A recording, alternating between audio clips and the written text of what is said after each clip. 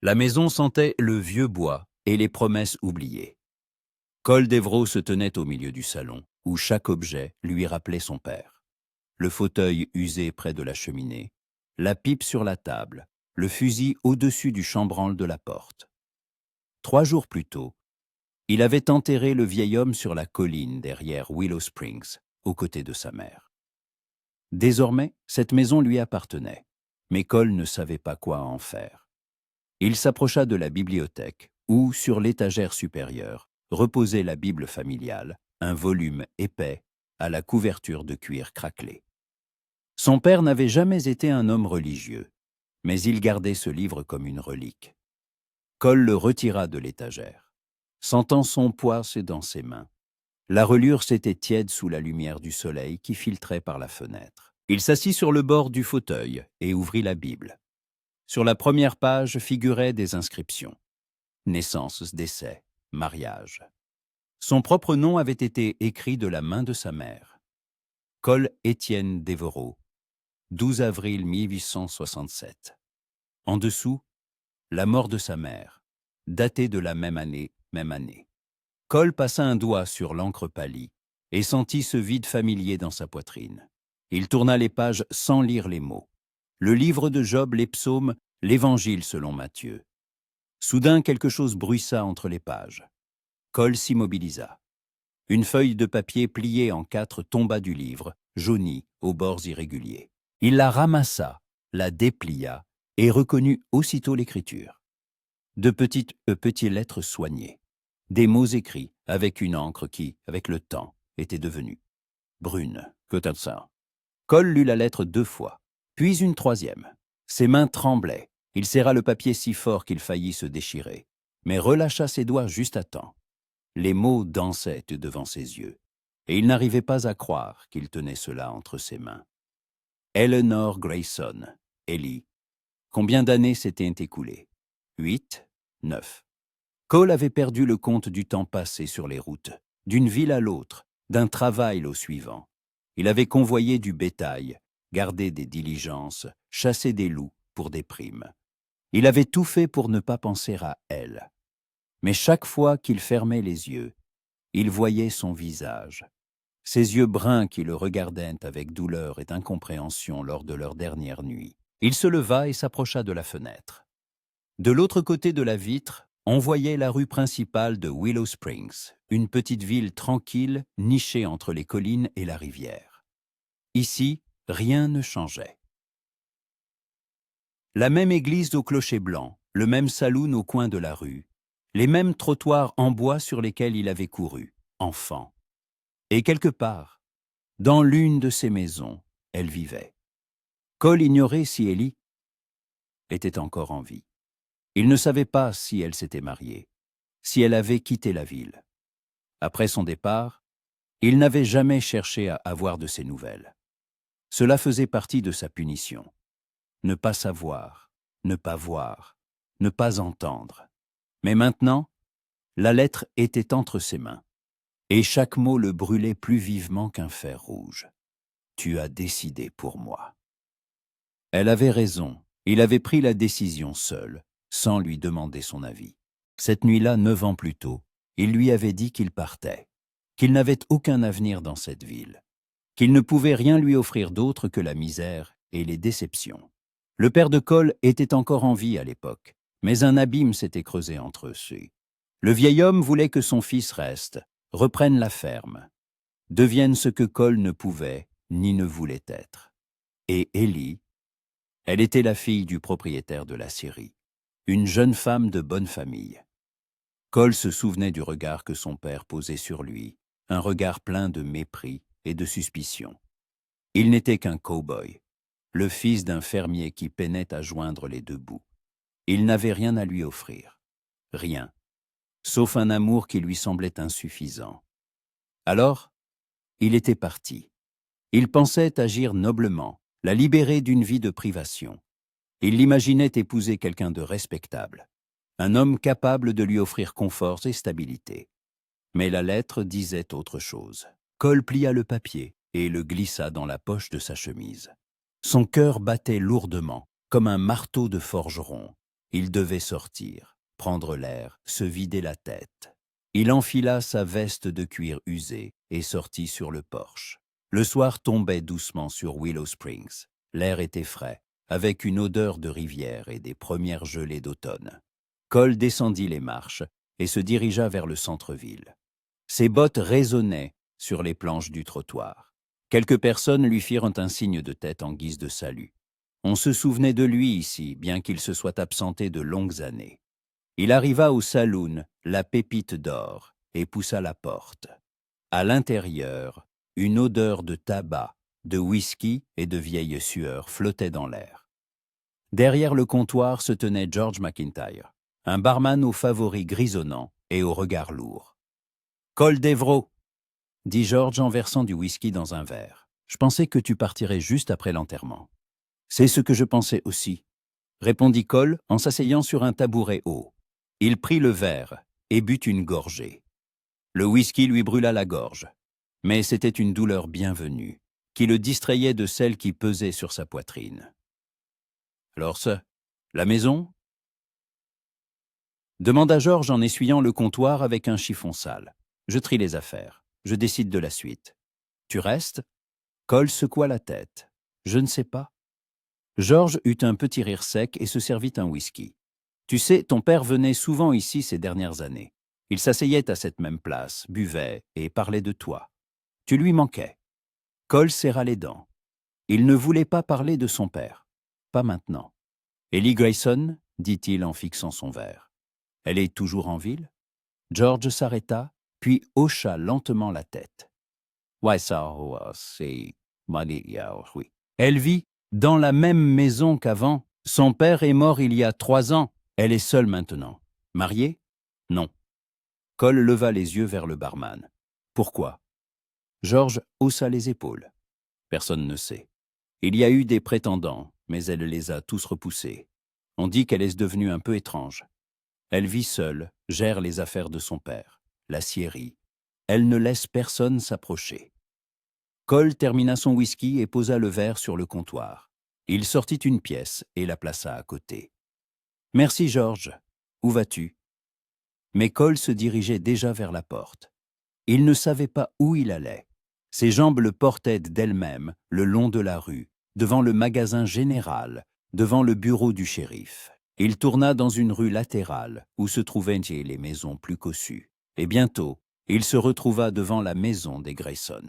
C'était un bâtiment de 2 étages en bois sombre, avec une véranda couverte de vignes vierges.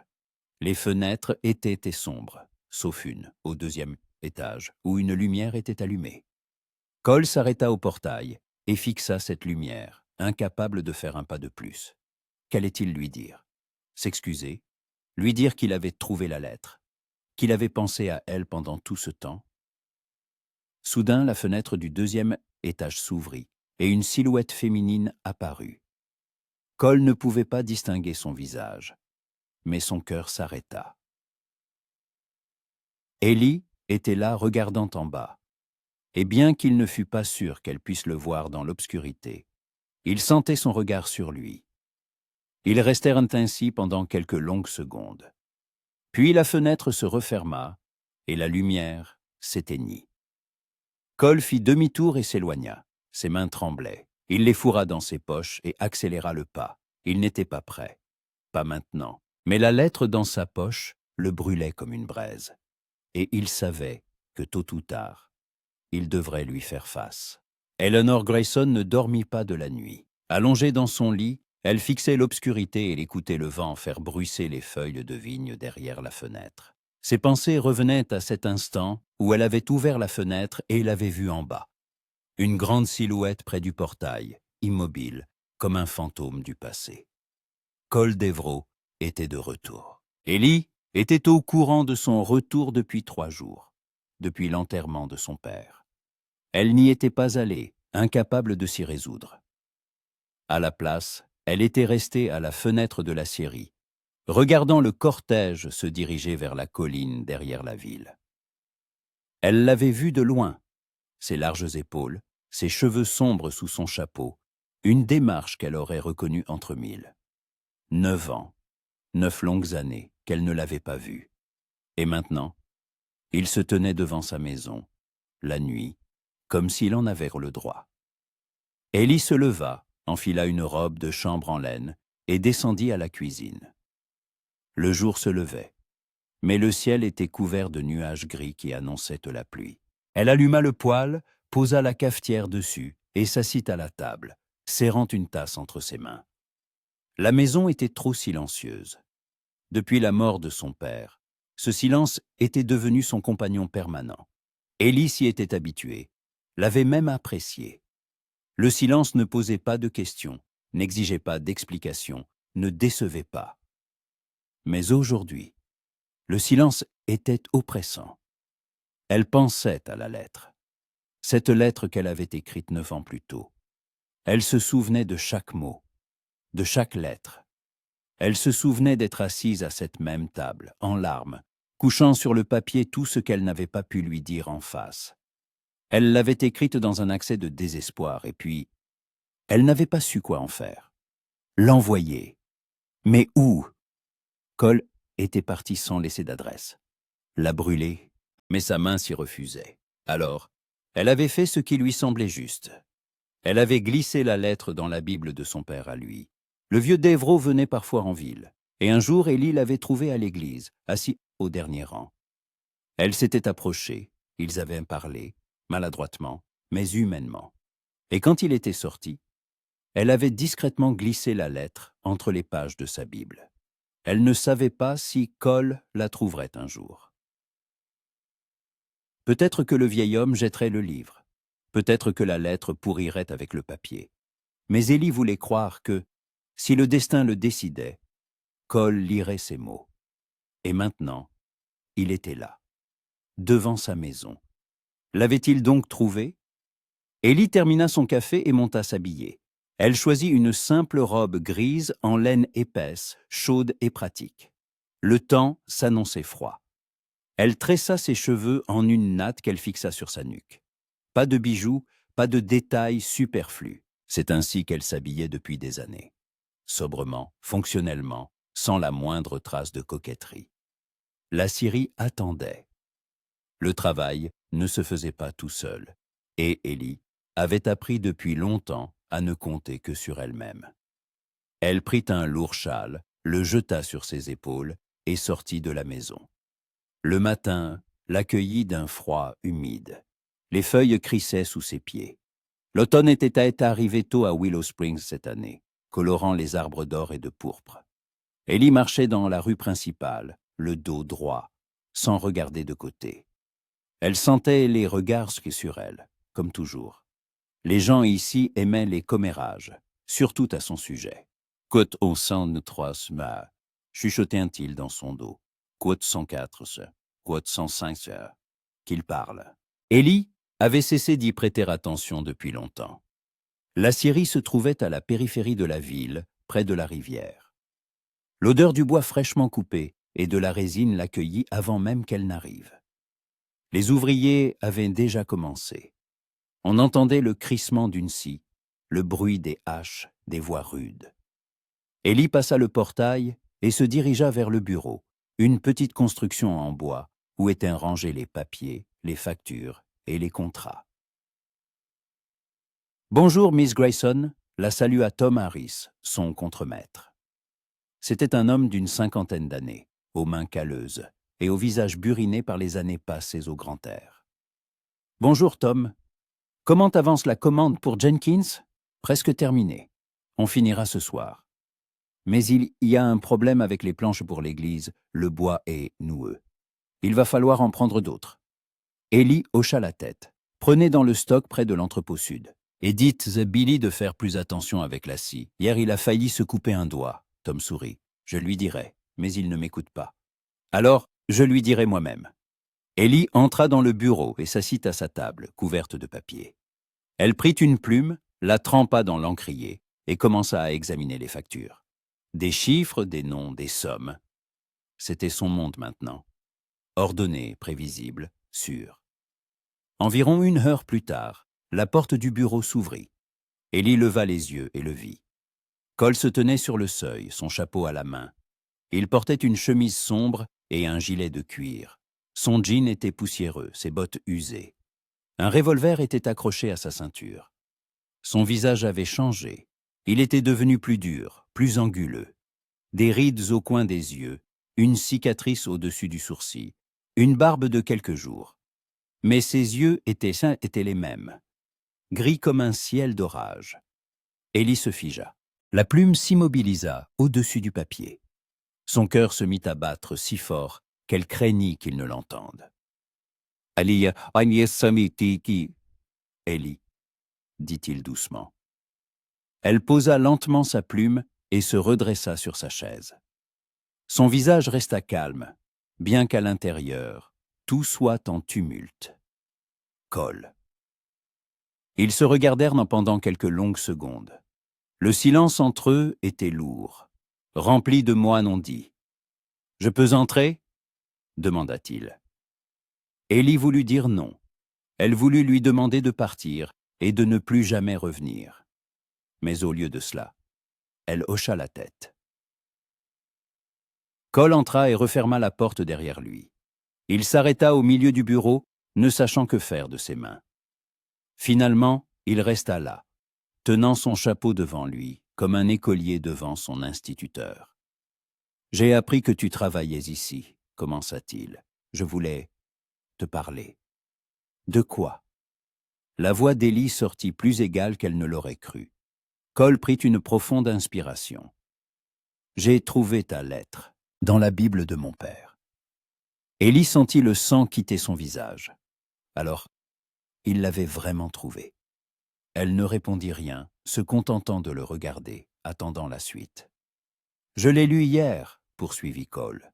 « Et je ne sais pas quoi dire.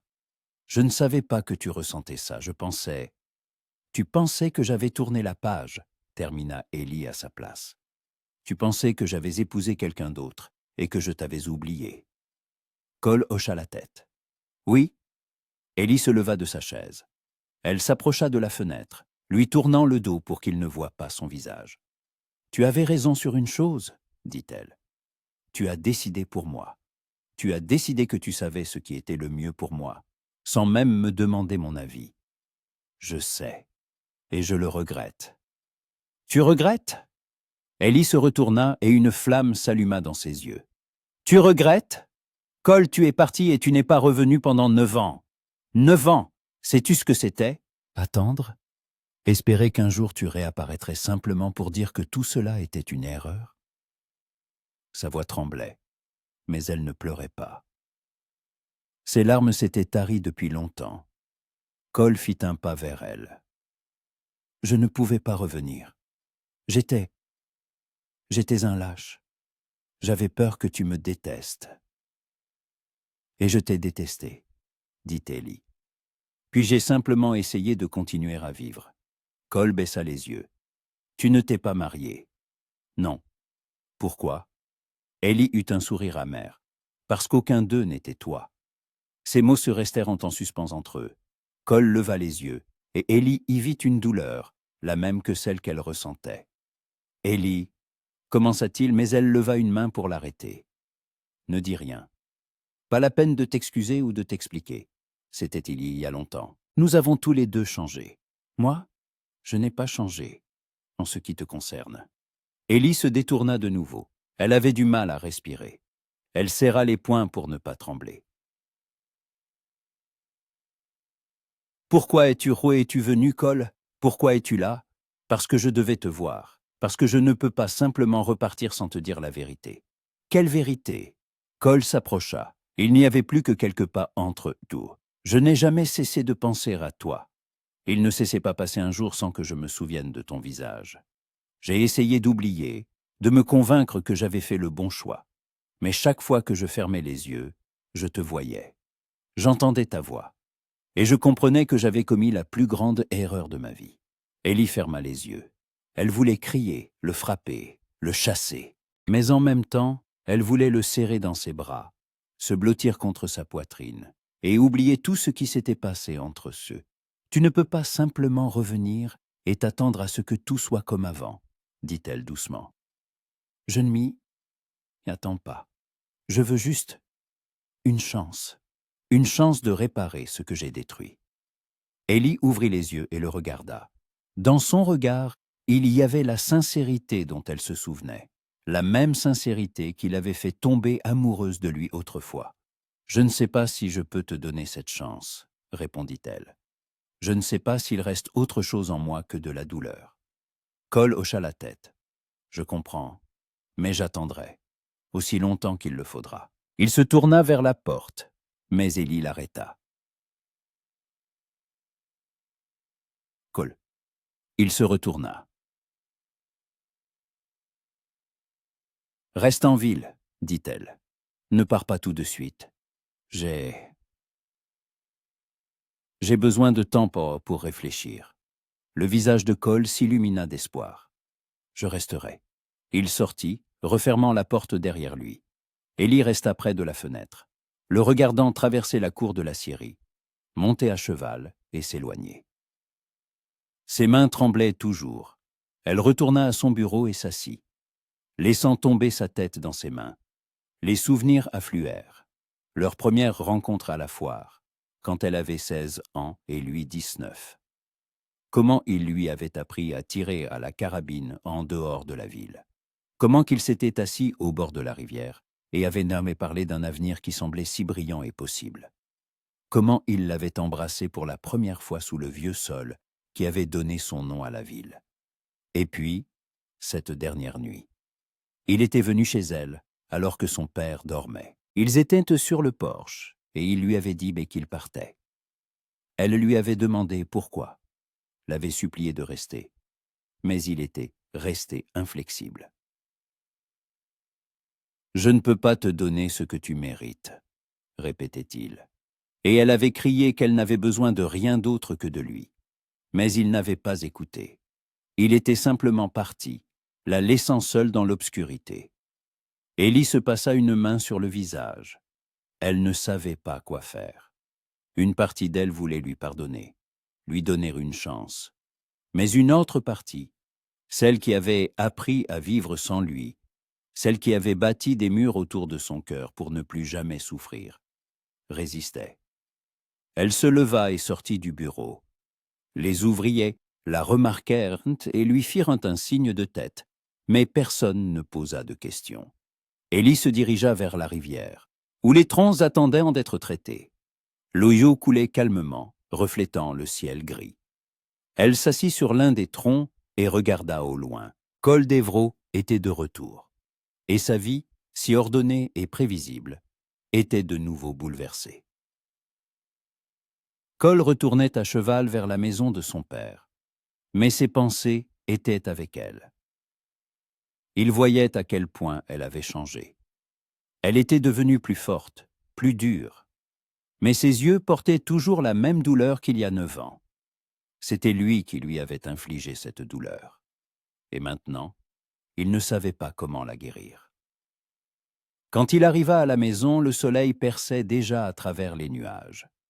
Cole mit pied à terre, attacha son cheval à un poteau et entra. Il se rendit dans le salon, prit la Bible et en sortit la lettre. Il la relut lentement, s'imprégnant de chaque mot. Cote 107. Il plia la lettre et la rangea dans la poche de sa chemise. C'était tout ce qui lui restait de l'Ellie qu'il avait connue. Et il n'allait pas la perdre une seconde fois. Cole passa les 2 jours suivants à ranger la maison de son père. Il triait les affaires, décidant quoi garder et quoi jeter. De vieux outils, des vêtements, des papiers, tout lui rappelait cet homme avec qui il n'avait jamais eu le temps de se réconcilier. Ses relations avec son père avaient été compliquées. Le vieux Devro voulait que son fils suive ses traces. Gérer la petite ferme, élever du bétail, rester à Willow Springs. Mais Cole rêvait d'autre chose. Il ne savait pas de quoi exactement.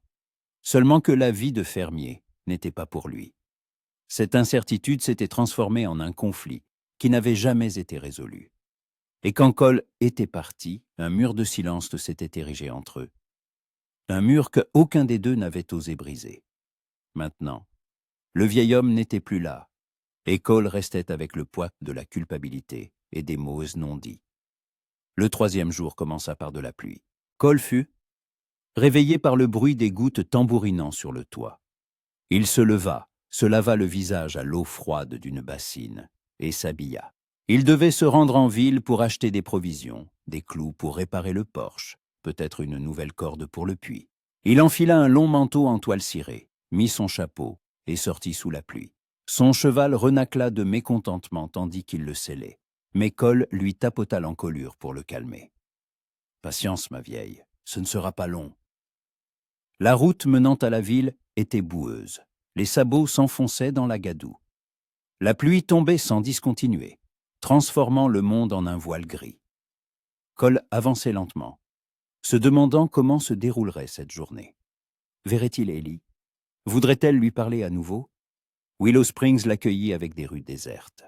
La pluie avait confiné tout le monde à l'intérieur. Cole attacha son cheval près du magasin général et entra, secouant l'œil d'armeau de son manteau. « Bonjour », le salua le propriétaire, Monsieur Parker. Un petit homme au ventre rond et aux lunettes sur le nez. « Cole Devro, n'est-ce pas? J'ai entendu dire que vous étiez de retour. »« Oui, monsieur, il me faudrait des clous, une corde et quelques provisions. »« Bien sûr, bien sûr. Je vous prépare ça tout de suite. » Pendant que M. Parker parcourait le magasin pour rassembler la commande, la porte s'ouvrit et une femme vêtue d'un manteau marron foncé à capuche entra. Elle secoua les gouttes d'eau et rabattit sa capuche. Et Cole reconnut ce visage familier. Ellie. Elle le remarqua immédiatement. Pendant un instant, quelque chose traversa son regard. De la surprise, de l'irritation, mais elle se reprit vite et lui fit un signe de tête réservé. « Cole, Ellie, bonjour. » Elle s'approcha du comptoir où M. Parker disposait les articles de Cole. « Monsieur Parker, il me faudrait du beurre, de la farine et du sucre. Et du thé aussi, si vous en avez du frais. »« J'en ai, Miss Grayson. Il est arrivé hier. » Ellie se tenait à côté de Cole, et il sentait sa présence de tout son être. L'odeur de ses cheveux, quelque chose de floral et de doux, se mêlait à l'odeur de la pluie et de la laine mouillée. Cole voulait dire quelque chose, mais ne savait pas quoi. « Quel temps ?» finit-il par dire. Ellie le regarda. « Oui, l'automne est précoce cette année. » Le silence s'installa de nouveau entre eux. M. Parker, sentant la tension, s'activa encore plus, essayant de préparer les commandes le plus vite possible. « Comment vont les affaires à la scierie ?» demanda Cole. « Bien. Il y a beaucoup de travail. Et toi, tu restes en ville ? » ?»« Oui, la maison a besoin d'être remise en état. La ferme, je ne sais pas quoi en faire. Peut-être la vendre, ou la louer. » Ellie hocha la tête, mais ne dit rien. M. Parker apporta leur commande et commença à tout mettre dans des sacs. Cole sortit de l'argent et paya. Ellie fit de même. Ils sortirent du magasin presque en même temps, se retrouvant sous l'auvent où la pluie tambourinait sur le toit en bois. « Je vais par là, » dit Ellie en désignant l'est. « Je t'accompagne, » proposa Cole. Ellie hésita. « Ce n'est pas la peine. »« Ellie, il pleut. Laisse-moi au moins t'aider à porter tes courses jusqu'à chez toi. » Elle le regarda longuement, puis soupira. « D'accord. » Ils marchaient côte à côte sur le trottoir en bois, essayant de rester sous les auvents des maisons. La pluie ne faiblissait pas. L'eau coulait en ruisseau dans la rue, emportant la boue et les feuilles mortes. Cole portait que les 2 sacs, malgré les protestations d'Ellie. Elle marchait en regardant droit devant elle. Mais Cole sentait qu'elle était consciente de chacun de ses mouvements. « Tu te souviens de la fois où on s'est fait surprendre par la pluie près de la rivière ?» dit-il soudain. Ellie ralentit le pas. « Je m'en souviens. On était trempés jusqu'aux os. Tu riais, même si tu tremblais de froid. Et tu m'as donné ta veste, et tu as attrapé froid toi-même. » Cole sourit. Au moins, tu avais arrêté de trembler. Ellie ne répondit pas, mais un léger sourire apparut sur ses lèvres. Fugace, presque imperceptible. mais Cole l'avait vu. Ils arrivèrent à la maison des Grayson. Ellie s'arrêta au portail et se tourna vers Cole. « Merci de m'avoir accompagné. »« De rien. » Cole lui tendit le sac de course. Leurs doigts se frôlèrent un instant, et tous deux s'immobilisèrent. Ellie prit rapidement le sac et recula d'un pas. « Il faut que j'y aille. Ellie, attends. » Elle s'arrêta sans se retourner. « Est-ce qu'on pourrait se voir, parler, vraiment ?» La voix de Cole était basse, mais insistante. Ellie se tourna lentement vers lui. « De quoi devrions-nous parler, Cole? Du passé? De ce qui aurait pu être? » « Non, du présent, de ce que nous ressentons maintenant. »« Je ne sais pas ce que je ressens, » répondit-elle. « Je croyais le savoir. Je croyais que tout était fini depuis longtemps. Mais maintenant tu es là et tout est si confus. » Cole fit un pas vers elle. « Je ne veux pas compliquer ta vie. Je veux juste être là, au moins pour un temps, pour voir si nous avons une chance. » Ellie le regardait, et dans ses yeux se livrait une bataille de sentiments. La douleur, l'espoir, la peur. « Demain, dit-elle enfin, viens demain soir. Nous parlerons. » « À quelle heure? » « À 7 heures, après le travail. » Cole hocha la tête. « Je viendrai. » Ellie ouvrit le portail et entra dans la cour sans se retourner. Cole resta sous la pluie, la regardant monter sur le porche et disparaître dans la maison. Puis il fit demi-tour et retourna vers son cheval. Son cœur battait vite. Elle avait accepté. Elle lui avait donné une chance. Cole passa le reste de la journée à travailler. Il réparait le porche, enfonçant de nouveaux clous dans les planches pourries. La pluie cessa vers midi, et le soleil apparut, transformant les flaques en miroirs. Le travail l'aidait à ne pas penser, mais ses pensées revenaient sans cesse à Ellie. Que lui dirait-il demain? Comment expliquerait-il toutes ces années de silence? Des excuses suffiraient-elles? Le soir, le travail terminé, Cole se rendit au saloon. Il n'y avait pas grand monde. Quelques fermiers jouant aux cartes, le vieux MacGregor somnolent dans un coin, et George derrière le comptoir. « Un whisky ?» demanda George en voyant Cole. « Oui. » Cole s'assit à sa place habituelle et prit le verre. Il le but d'un trait et en demanda un autre.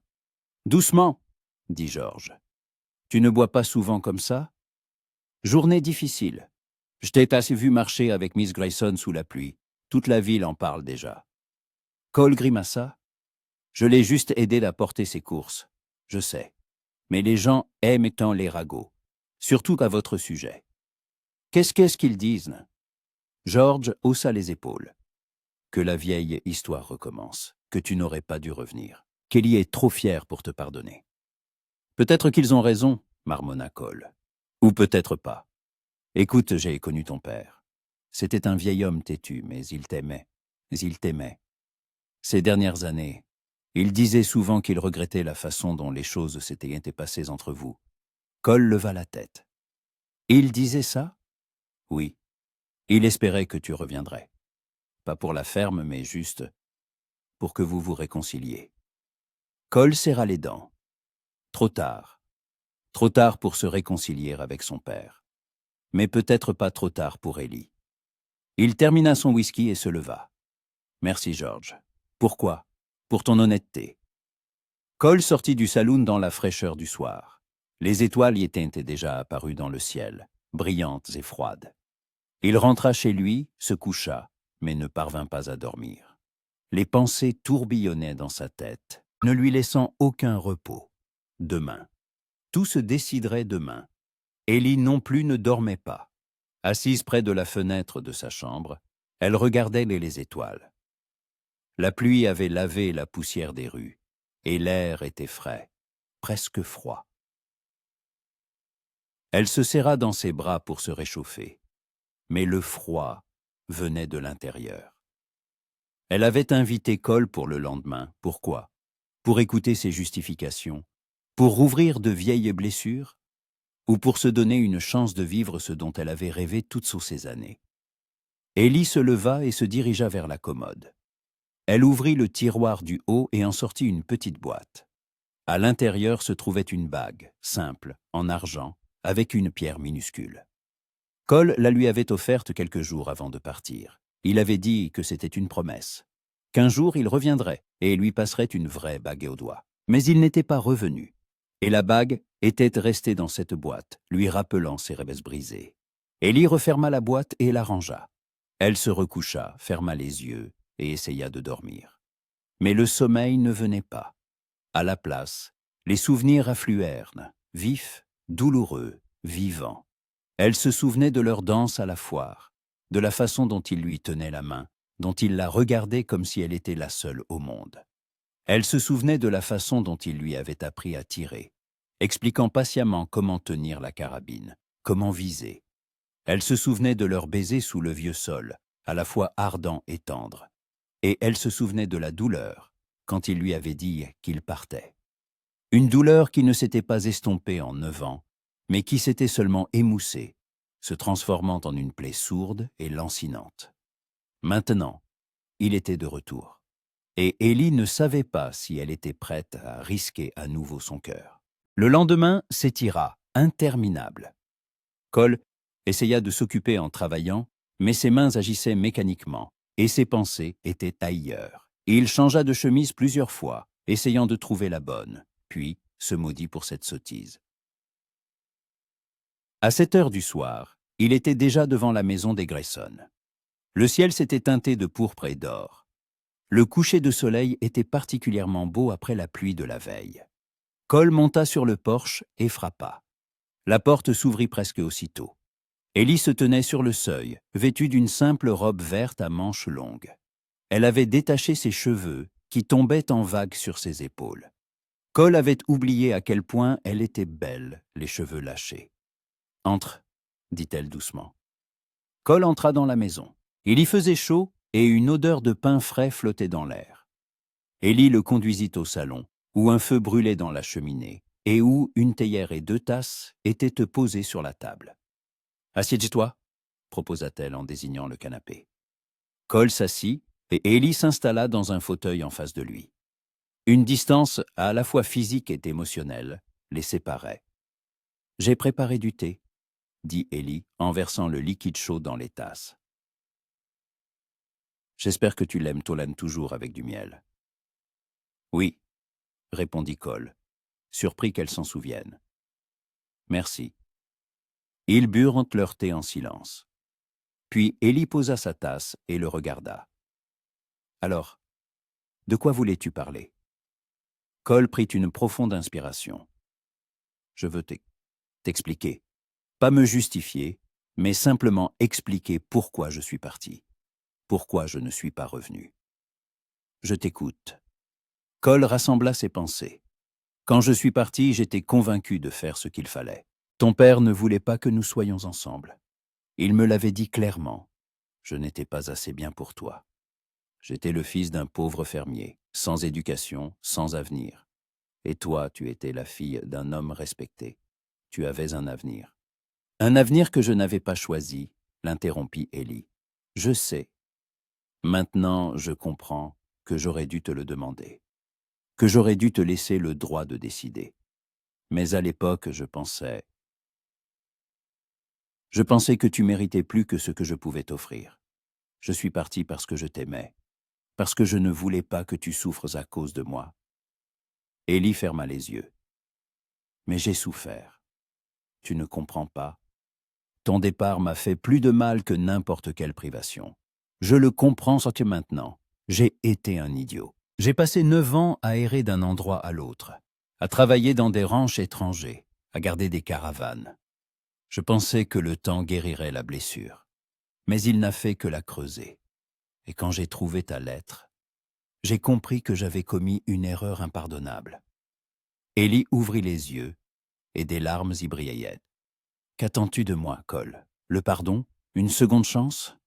Je veux essayer à nouveau.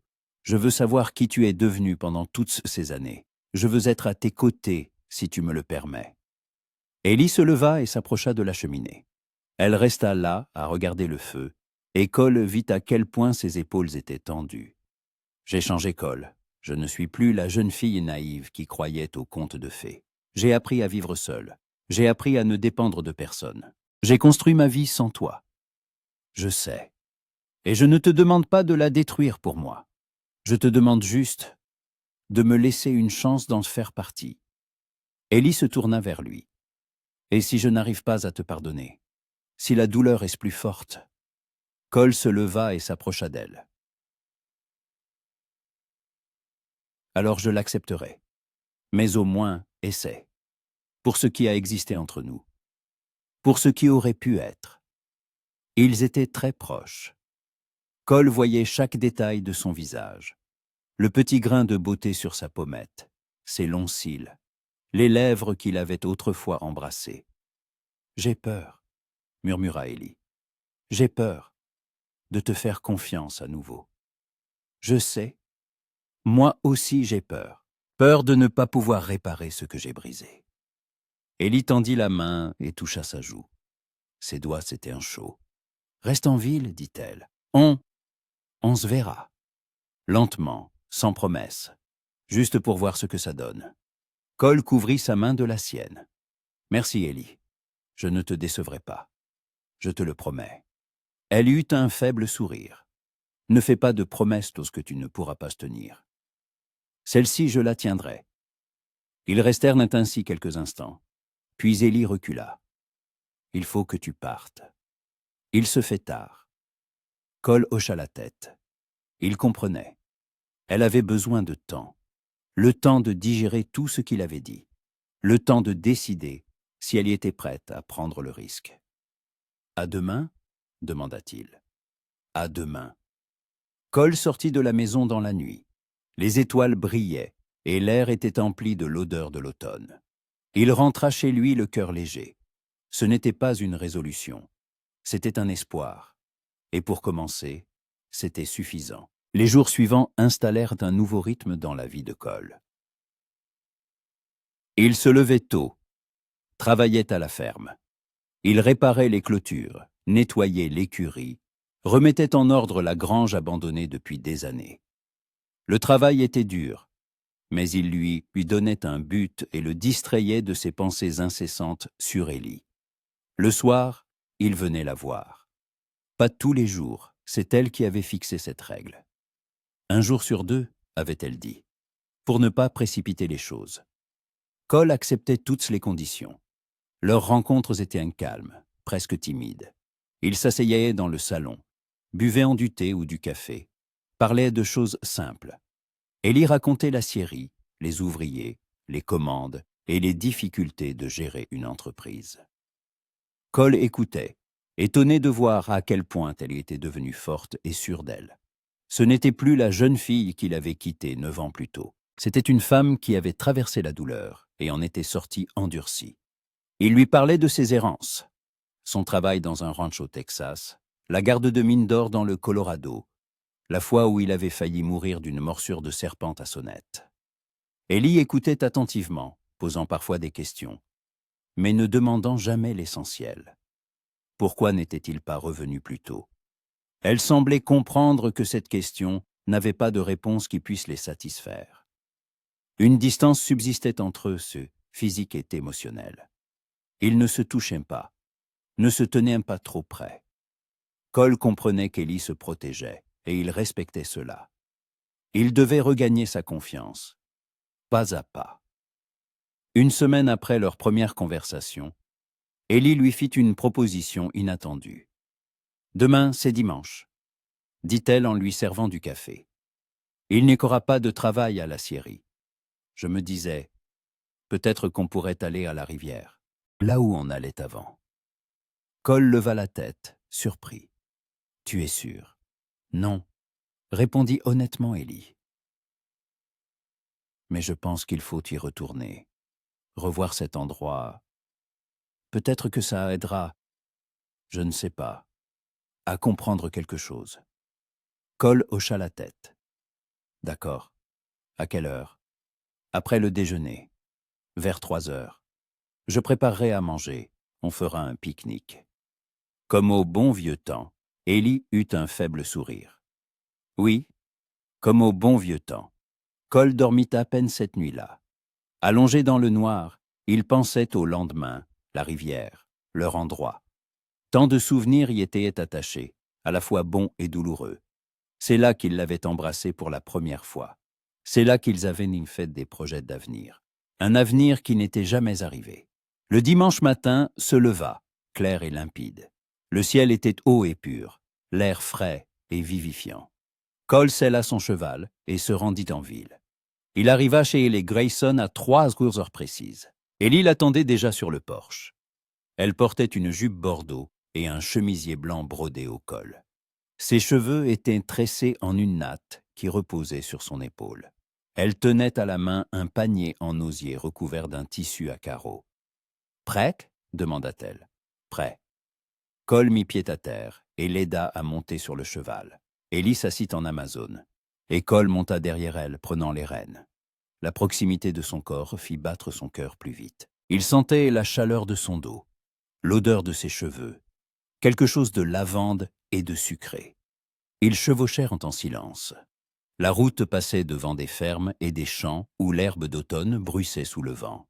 Les collines autour de Willow Springs étaient couvertes d'arbres qui commençaient déjà à changer de couleur. Des teintes de jaune, d'orange et de rouge se mêlaient au vert, créant un tapis bigarré. Une demi-heure plus tard, ils arrivèrent à la rivière. C'était un endroit calme, abrité par des saules dont les longues branches touchaient en l'eau. La rive était parsemée de galets lisses, et l'eau coulait paisiblement, scintillant au soleil. Dans l'air flottait une odeur d'humidité et de feuilles en décomposition. Cole aida Ellie à descendre, et ils se dirigèrent sous l'ombre des saules vers leur ancien repère. Une petite clairière où l'herbe était douce et la terre sèche. Ellie étendit le tissu à carreaux sur l'herbe et commença à sortir la nourriture du panier. Du pain fait maison, du fromage, des pommes, un pot de miel, du poulet froid. « Tu as préparé tout ça toi-même » demanda Cole en s'asseyant à côté d'elle. « Oui, j'ai appris à cuisiner après la mort de mon père. Il le fallait bien. C'était un homme bien, ton père, dit Cole, même s'il ne m'appréciait pas. » Ellie prit un couteau et commença à couper le pain. C'était un homme compliqué, sévère, mais il m'aimait à sa façon. Après ton départ, il a essayé de me fiancer à différents hommes de la ville. Il pensait que ça m'aiderait à oublier. Mais je les ai tous refusés. Pourquoi ? Ellie leva les yeux vers lui. Parce qu'aucun d'eux ne faisait battre mon cœur comme toi. Cole retint son souffle. C'était le premier aveu sincère de sa part. Ellie se détourna, visiblement embarrassée par sa propre franchise. Je veux dire, avant, quand nous étions plus jeunes. Seulement avant ? Demanda doucement Cole. Ellie ne répondit pas. Elle lui tendit un morceau de pain avec du fromage, et ils commencèrent à manger. Le repas était simple mais délicieux. Cole ne se souvenait pas de la dernière fois qu'il avait mangé quelque chose de fait maison. Pendant ces années d'errance, il s'était nourri de ce que préparaient les cuisiniers de camp ou de ce qu'il achetait dans les saloons. Une nourriture grossière et sans saveur. Après le repas, ils restèrent assis sur l'herbe, écoutant le bruit de la rivière et le chant des oiseaux. Ellie s'allongea sur les coudes et ferma les yeux, offrant son visage au soleil. Cole la regardait, capable de détacher son regard. Elle était si belle. Pas de cette beauté de poupée vantée dans les romans, mais de la beauté vivante et réelle d'une femme qui avait connu la vie. À quoi tu penses ? Demanda Ellie sans ouvrir les yeux. À toi. Elle ouvrit les yeux et le regarda. À quoi exactement ? À quel point tu as changé ? Et à quel point tu essaies rester la même ? Que veux-tu dire ? Cole arracha un brin d'herbe et le fit tourner entre ses doigts. Tu es devenue plus forte, plus sûre de toi. Tu diriges la scierie, tu vis seule, tu ne dépenses de personne. C'est impressionnant, mais en même temps, Il y a quelque chose en toi qui n'a pas changé. Tes yeux, ton sourire, quand tu oublies d'être prudente, ta bonté. » Ellie s'assit, enlaçant ses genoux. « Je ne me sens pas bonne, je me sens endurcie. » « Tu n'es pas endurcie, tu te protèges. » Ce sont deux choses différentes. Ellie regarda la rivière. « Quand tu es parti, j'ai cru que j'allais mourir de chagrin. Les premières semaines, je ne mangeais presque pas, je ne dormais pas. Mon père s'inquiétait. Il a même fait venir le médecin. Mais le médecin ne pouvait rien faire. On ne guérit pas un cœur brisé avec des pilules. » Cole l'écoutait, sentant une douleur lui serrer la poitrine. « Puis j'ai compris que si je ne recommençais pas à vivre, j'allais vraiment mourir. Alors je me suis forcé à me lever. Je me suis forcé à travailler. Mon père m'emmenait à la scierie, m'apprenait à gérer les affaires. J'ai appris vite parce que le travail me distrayait. Il ne me laissait pas le temps de penser à toi. »« Ellie, laisse-moi finir, » demanda-t-elle. « Je n'ai jamais parlé de ça à voix haute. J'ai besoin de le dire. » Cole hocha la tête. Les années ont passé. Mon père vieillissait. Je suis devenu son bras droit quand il est mort. J'ai hérité de la scierie. Beaucoup disaient qu'une femme ne pouvait pas diriger une telle entreprise, que j'avais besoin d'un mari pour prendre les choses en main. Mais j'ai prouvé qu'ils avaient tort. J'ai réussi, seul. Elle se tourna vers Cole, et dans ses yeux, il y avait de la fierté mêlée d'amertume. J'ai construit ma vie, sans toi, sans personne.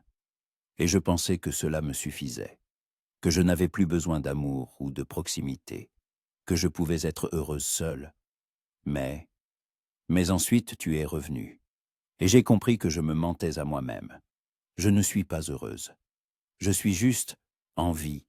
Je traverse la vie en faisant ce qu'il faut, mais sans rien ressentir vraiment. » Cole tendit la main et couvrit la sienne. Cette fois, Ellie ne se retira pas. « Je veux que tu ressentes ça à nouveau. Je veux que tu sois heureuse, même si ce bonheur n'est pas avec moi. » Ellie regarda leurs mains entrelacées. « Et si je veux essayer à nouveau, avec toi ?» Le cœur de Cole fit un bond. « Alors je ferai tout pour ne pas te décevoir. » Ellie eut un faible sourire. « Des promesses, Cole. Tu fais encore des promesses. » Certaines promesses méritent d'être faites. Ils restèrent ainsi longtemps, se tenant la main, écoutant la rivière et le vent. Cole sentait que quelque chose changeait entre eux. Les murs qu'Ellie avait érigés commençaient à s'effondrer. Lentement, brique par brique, mais ils s'effondraient. « Raconte-moi le moment le plus effrayant de ces années, » demanda soudainement Ellie. Cole réfléchit. « Le plus effrayant, c'était probablement dans le Colorado. Je travaillais comme gardien dans une mine.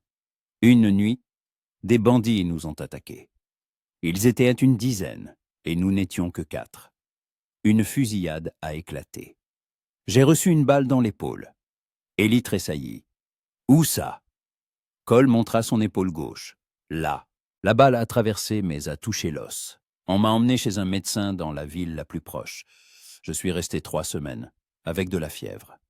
Le médecin disait que la gangrène pouvait s'installer et qu'il faudrait amputer le bras. Mon Dieu, Cole. Mais j'ai survécu. Le bras est resté en place. Il me fait encore mal quand le temps change. » Ellie toucha doucement son épaule à travers le tissu de sa chemise. « Je suis désolée que tu aies traversé ça. C'est de ma faute. J'ai choisi cette vie. Et maintenant, tu restes à Willow Springs ?» Cole la regarda. « Ça dépend de beaucoup de choses. »« De quoi ?»« De toi. » Ellie détourna le regard. Elle se leva et se dirigea vers la rive. Cole la suivit. Ils se tenaient côte à côte, regardant l'eau qui s'écoulait, emportant les feuilles mortes. « J'ai peur, Cole, » dit-elle doucement. « J'ai peur de te faire confiance. J'ai peur que tu partes à nouveau. » Cole la prit par les épaules et la tourna vers lui. « Je ne partirai pas sans toi. Si tu me demandes de rester, je resterai. Si tu me dis de partir, je partirai, mais seulement si tu viens avec moi. Tu ne peux pas promettre ça. Si je le peux. Parce que ces 9 années m'ont appris une chose. Sans toi, je ne vis pas. J'existe. Exactement comme toi. Nous n'avons fait qu'exister. Mais maintenant, nous avons une chance de revivre. Vraiment. Ellie le regardait, et des larmes brillaient dans ses yeux. Cole les essuya doucement avec ses pouces. Ne pleure pas, s'il te plaît. Je pleure parce que je veux te croire. J'en ai tellement envie. Alors, crois-moi, donne-nous une chance. Ellie pressa son front contre sa poitrine, et Cole la serra dans ses bras. C'était leur première vraie étreinte en 9 ans. Il sentait son cœur battre, son corps trembler. Il lui caressait le dos, les cheveux, lui murmurant des mots apaisants. Ils restèrent ainsi longtemps, jusqu'à ce que le soleil commence à décliner. Puis Ellie s'écarta et le regarda. « J'ai besoin de temps. Ne me presse pas. J'attendrai aussi longtemps qu'il le faudra. Mais tu peux venir, plus souvent, pas un jour sur 2, mais quand tu veux. » Cole sourit. « Alors je viendrai tous les jours. »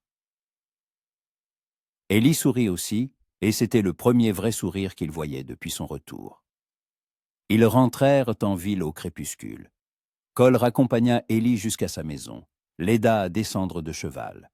Ils se tenaient près du portail, ne voulant pas se quitter. « Merci pour aujourd'hui, » dit Ellie. « J'ai passé un bon moment aussi. On se voit demain. » « Absolument. » Ellie hésita, puis se hissa sur la pointe des pieds et l'embrassa rapidement sur la joue. Cole se figea de surprise. Ellie recula, embarrassée par son audace. « Bonne nuit, Cole.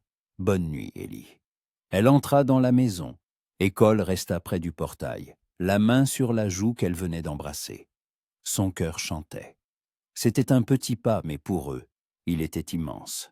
Il monta à cheval et rentra chez lui, sentant une légèreté envahir son âme.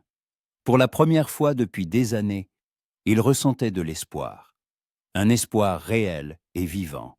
Ellie ferma la porte et s'adossa contre elle. Ses joues brûlaient. Elle n'arrivait pas à croire qu'elle l'avait embrassé. C'était impulsif, déraisonnable, mais juste. Elle se rendit au salon et s'assit dans le fauteuil près de la cheminée. La journée avait été longue, émouvante, mais bonne. Pour la première fois depuis des années, elle s'était autorisée à ressentir autre chose que le vide. Elle s'était autorisée à espérer. Cole était de retour. Il avait changé, mais était resté le même sur certains points. Et surtout, il regrettait sincèrement. Elle le voyait dans ses yeux, l'entendait dans sa voix. Ce n'étaient pas des paroles en l'air. C'était une douleur réelle pour ce qu'il avait fait. Ellie se leva et monta dans sa chambre. Elle ouvrit la commode et sortit la petite boîte contenant la bague. Elle la regarda longuement, puis referma la boîte et la rangea. Ce n'était pas encore le moment, mais peut-être, un jour. Elle se coucha le cœur léger. Pour la première fois depuis des années, elle fit de beaux rêves. Le lendemain, Cole se rendit à la scierie dans l'après-midi. Il trouva Ellie dans le bureau penchée sur des plans. « Occupée ?» demanda-t-il depuis le seuil. Ellie leva la tête et sourit. « Toujours. Mais je trouverai du temps pour toi. » Cole entra et ferma la porte. Je me disais, peut-être que je devrais chercher du travail moi aussi. Je ne peux pas rester éternellement à la ferme. Tu as quelque chose en tête? Non. Mais je sais faire beaucoup de choses. Travailler avec le bétail, garder des convois, réparer des clôtures, n'importe quel travail physique. Ellie réfléchit. Tu sais, j'ai justement besoin de quelqu'un à la scierie. Un des ouvriers est parti la semaine dernière. Le travail est dur, mais tu t'en sortiras. Cole fut surpris. Tu me proposes du travail? Pourquoi pas? J'ai besoin de toi. Enfin, la scierie a besoin de quelqu'un. Et je saurai que tu es près de moi. Cole sourit. Alors j'accepte. Bien. Tu commences demain. Viens à 7 heures du matin. Tom Harris te montrera quoi faire. Yes, c'est... Sans hausse. J'y serai. Ils se regardèrent et quelque chose de nouveau flottait dans l'air. Une promesse, un espoir, le début de quelque chose qui pourrait être magnifique. Cole s'approcha d'elle et lui prit la main. « Merci, Ellie, pour cette chance. »« Ne me déçois pas, » dit-elle doucement. « Je ne te décevrai pas. » Et cette fois, ce n'était pas une simple promesse. C'était un serment. Cole arriva à la scierie à 7 heures précises, alors qu'une brume matinale flottait encore sur Willow Springs. L'air était vif, sentant la résine et le bois fraîchement coupé. Les ouvriers se rassemblaient déjà près de l'entrepôt principal, se frottant les mains gelées et discutant à voix basse. Tom Harris l'accueillit au portail. « Alors, c'est toi le nouveau » dit-il en toisant Cole d'un regard évaluateur. « Miss Grayson a dit que tu savais manier la hache. » « C'est exact » confirma Cole, « et l'acier aussi. »« On verra bien, ce n'est pas un endroit pour les mauviettes. Le travail est dur et si tu ne tiens pas le coup, je te le dirai franchement. »« Je tiendrai. » Tom hocha la tête et le conduisit à l'entrepôt où étaient enrangés les outils.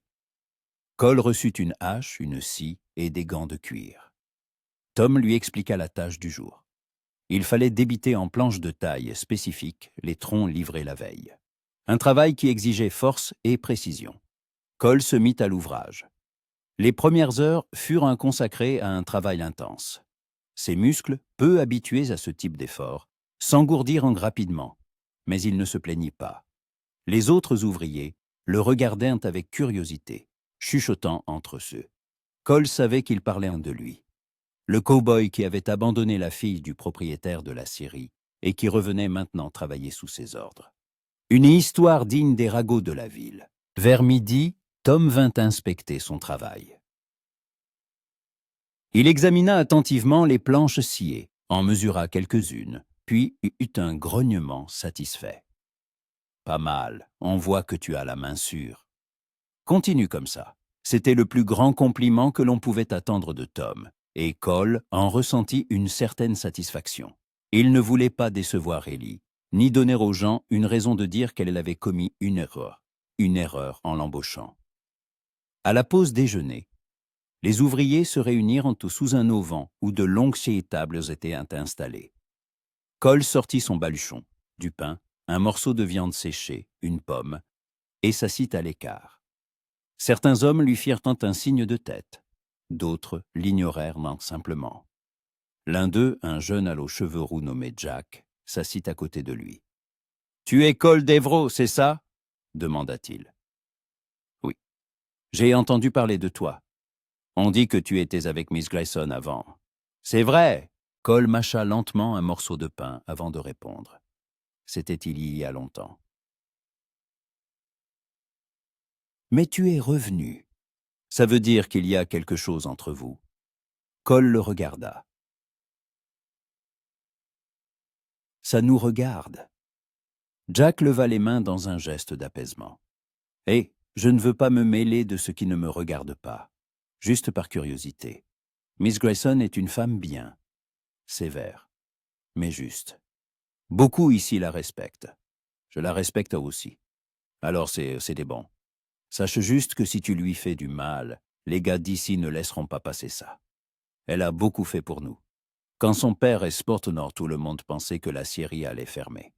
Mais elle a repris les choses en main et a sauvé nos emplois. » Cole hocha la tête. « Je n'ai pas l'intention de lui faire du mal. »« Bien. Alors on s'entendra. » Jack retourna avec les autres ouvriers et Cole resta seul. Il comprenait que ces hommes protégeaient Ellie.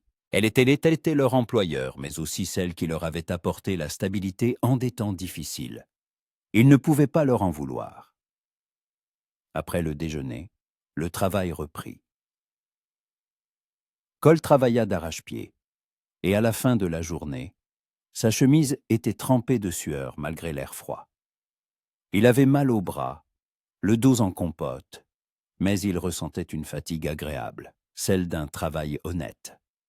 Quand le sifflet annonçant la fin de la journée retentit, Cole rangea ses outils et se dirigea vers le puits pour se laver. Le bel eau froide lui rafraîchit le visage et les mains. Il s'essuya avec un vieux chiffon et se dirigea vers le bureau.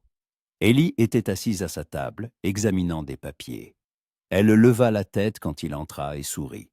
Comment s'est passée cette première journée? Dure, mais j'ai tenu le coup. Tom a dit que tu travaillais bien. Venant de lui, c'est un grand compliment. Cole s'assit sur le bord de la table. Les ouvriers te protègent. Ils m'ont fait comprendre que si je te faisais du mal, j'aurais des ennuis. Ellie sourit. Ils prennent soin de moi. C'est agréable. Tu as mérité leur loyauté. Je fais juste ce que je dois faire. Mon père m'a laissé cette entreprise, et je ne peux pas le décevoir. Cole la regarda attentivement. Même maintenant, après une journée entière de travail, elle semblait posée et sûre d'elle. Ses cheveux étaient soigneusement coiffés. Sa robe noire et stricte n'avait pas un pli, mais on pouvait lire la fatigue dans ses yeux. « Tu travailles trop, dit-il. Pas plus que toi. Je veux dire que tu ne te reposes jamais. Quand as-tu fait quelque chose juste pour toi pour la dernière fois? Pas pour la scierie, pas pour les affaires. Mais pour toi ?» Ellie réfléchit. « Je ne me souviens pas. Probablement il y a très longtemps. » Alors changeons ça, sortons ce soir, peut-être dîner au saloon, ou juste nous promener en ville. Ellie hésita. Les gens vont parler. Qu'ils parlent. Nous n'avons rien à cacher. Elle le regarda longuement puis hocha la tête. D'accord, mais pas au saloon, trop de regards. Allons plutôt. Il y a un endroit en dehors de la ville. Une colline d'où l'on voit toute la vallée. J'y vais parfois quand j'ai besoin de réfléchir. Tu me montres? Oui. Viens chez moi dans 1 heure. Il faut que je me change. Cole se leva et se dirigea vers la porte, mais se retourna sur le seuil. Ellie? Merci. Pour le travail, pour la chance. Ne me remercie pas.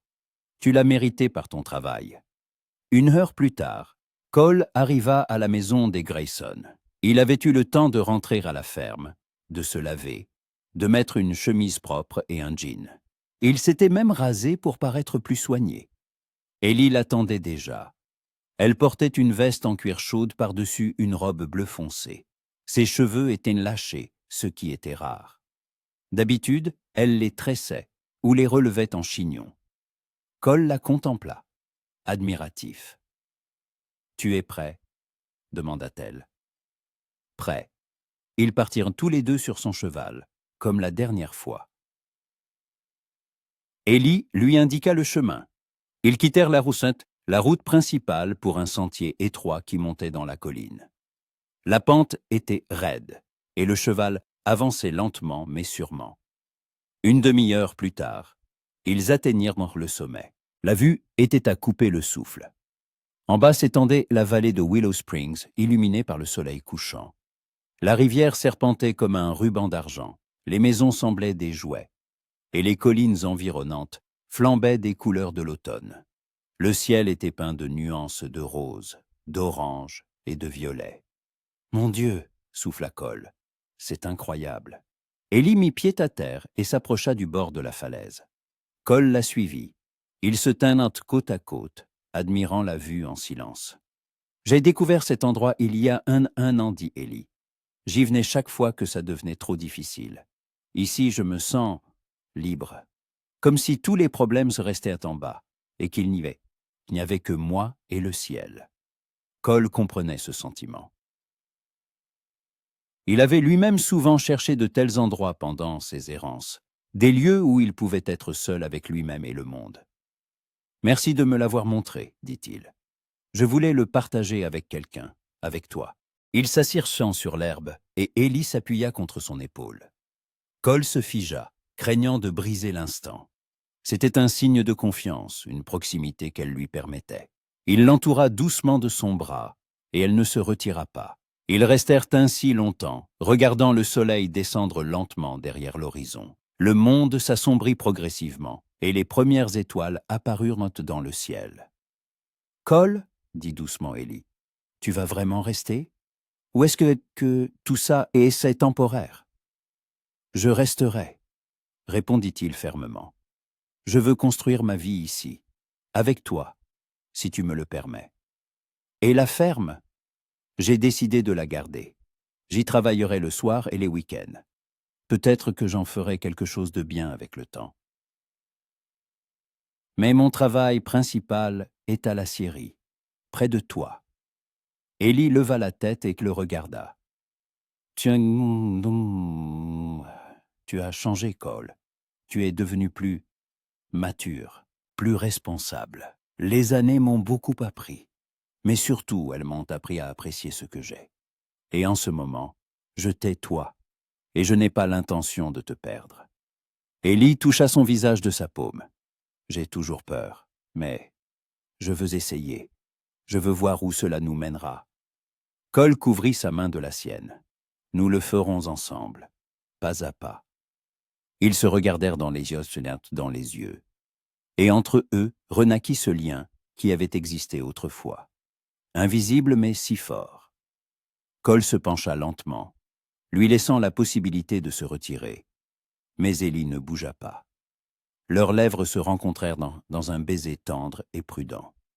Ce n'était pas le baiser passionné de la jeunesse, mais le baiser mûr de deux personnes qui avaient connu la douleur et la perte. Il y avait de la prudence, de l'espoir et une promesse.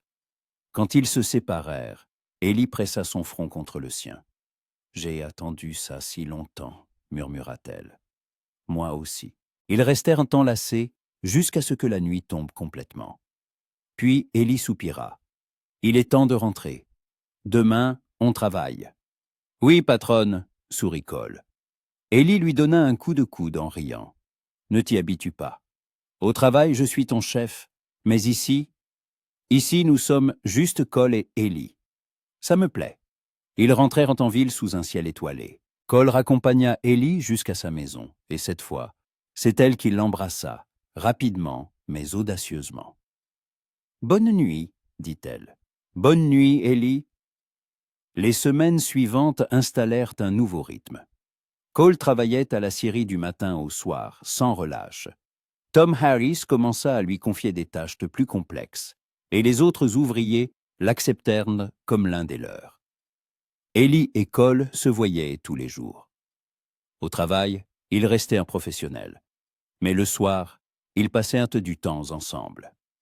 Ils se promenaient en ville, allaient à la rivière, montaient sur leurs collines. Ils parlaient de tout, du passé, du présent, de l'avenir. Élie lui parlait de ses rêves pour la scierie, de son désir d'agrandir l'entreprise, d'embaucher plus de monde, d'établir des livraisons dans d'autres villes. Cole écoutait et proposait ses propres idées, basées sur son expérience dans différents endroits. Une intimité grandissait entre eux, non seulement physique, mais aussi émotionnelle. Ils réapprenaient à se connaître, découvrant des facettes qui n'existaient pas 9 ans plus tôt. La ville, bien sûr, remarqua leur rapprochement. Les ragots allaient à bon train. Certains se réjouissaient pour Élie, disant qu'elle avait enfin trouvé le bonheur. D'autres étaient sceptiques, prédisant que Cole s'enfuirait à nouveau. Mais Élie et Cole essayaient de ne pas y prêter attention. Un soir, alors qu'ils étaient assis près de la cheminée chez Élie, elle demanda soudain « Cole, qu'est-ce qui a été le plus dur pendant ces années? Pas physiquement, mais émotionnellement. » Cole réfléchit, regardant le feu. La solitude. J'étais entouré de gens, mais je me sentais toujours seul, parce que tu n'étais pas là.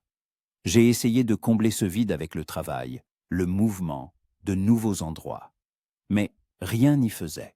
« Et les femmes ?» demanda doucement Élie. « Y a-t-il eu d'autres femmes ?» Cole se tourna vers elle. « Il y en a eu, je ne vais pas te mentir, mais aucune d'entre elles ne comptait. C'étaient des rencontres éphémères, des tentatives d'oubli. Mais je ne pouvais pas, parce que je les comparais constamment à toi. Et elles perdaient toutes. » Élie hocha la tête, visiblement soulagée par son honnêteté. « J'ai eu des prétendants aussi. Mon père les amenait à la maison, organisait des dîners. Certains étaient antecedosement bien, mais je ne pouvais pas. Je ne pouvais pas forcer mon cœur à s'ouvrir à eux. Ils t'appartenaient, même quand j'étais en colère contre toi, même quand je te détestais d'être parti. Cole lui prit la main. Nous avons perdu 9 ans, mais nous avons l'avenir. Nous pouvons en faire ce que nous voulons. Et toi, que veux-tu? Demanda Ellie. Je veux t'épouser. Je veux me réveiller à tes côtés chaque matin. Je veux construire une vie avec toi, élever des enfants, vieillir ensemble. Mais je ne te presse pas. Je suis prêt à attendre que tu sois sûr. Ellie le regarda longuement. Je suis presque sûr. Presque. J'ai juste besoin d'un peu plus de temps. Je comprends, et j'attendrai. Ils s'embrassèrent, et dans ce baiser, il y avait la promesse d'un avenir. Mais tout n'était pas rose.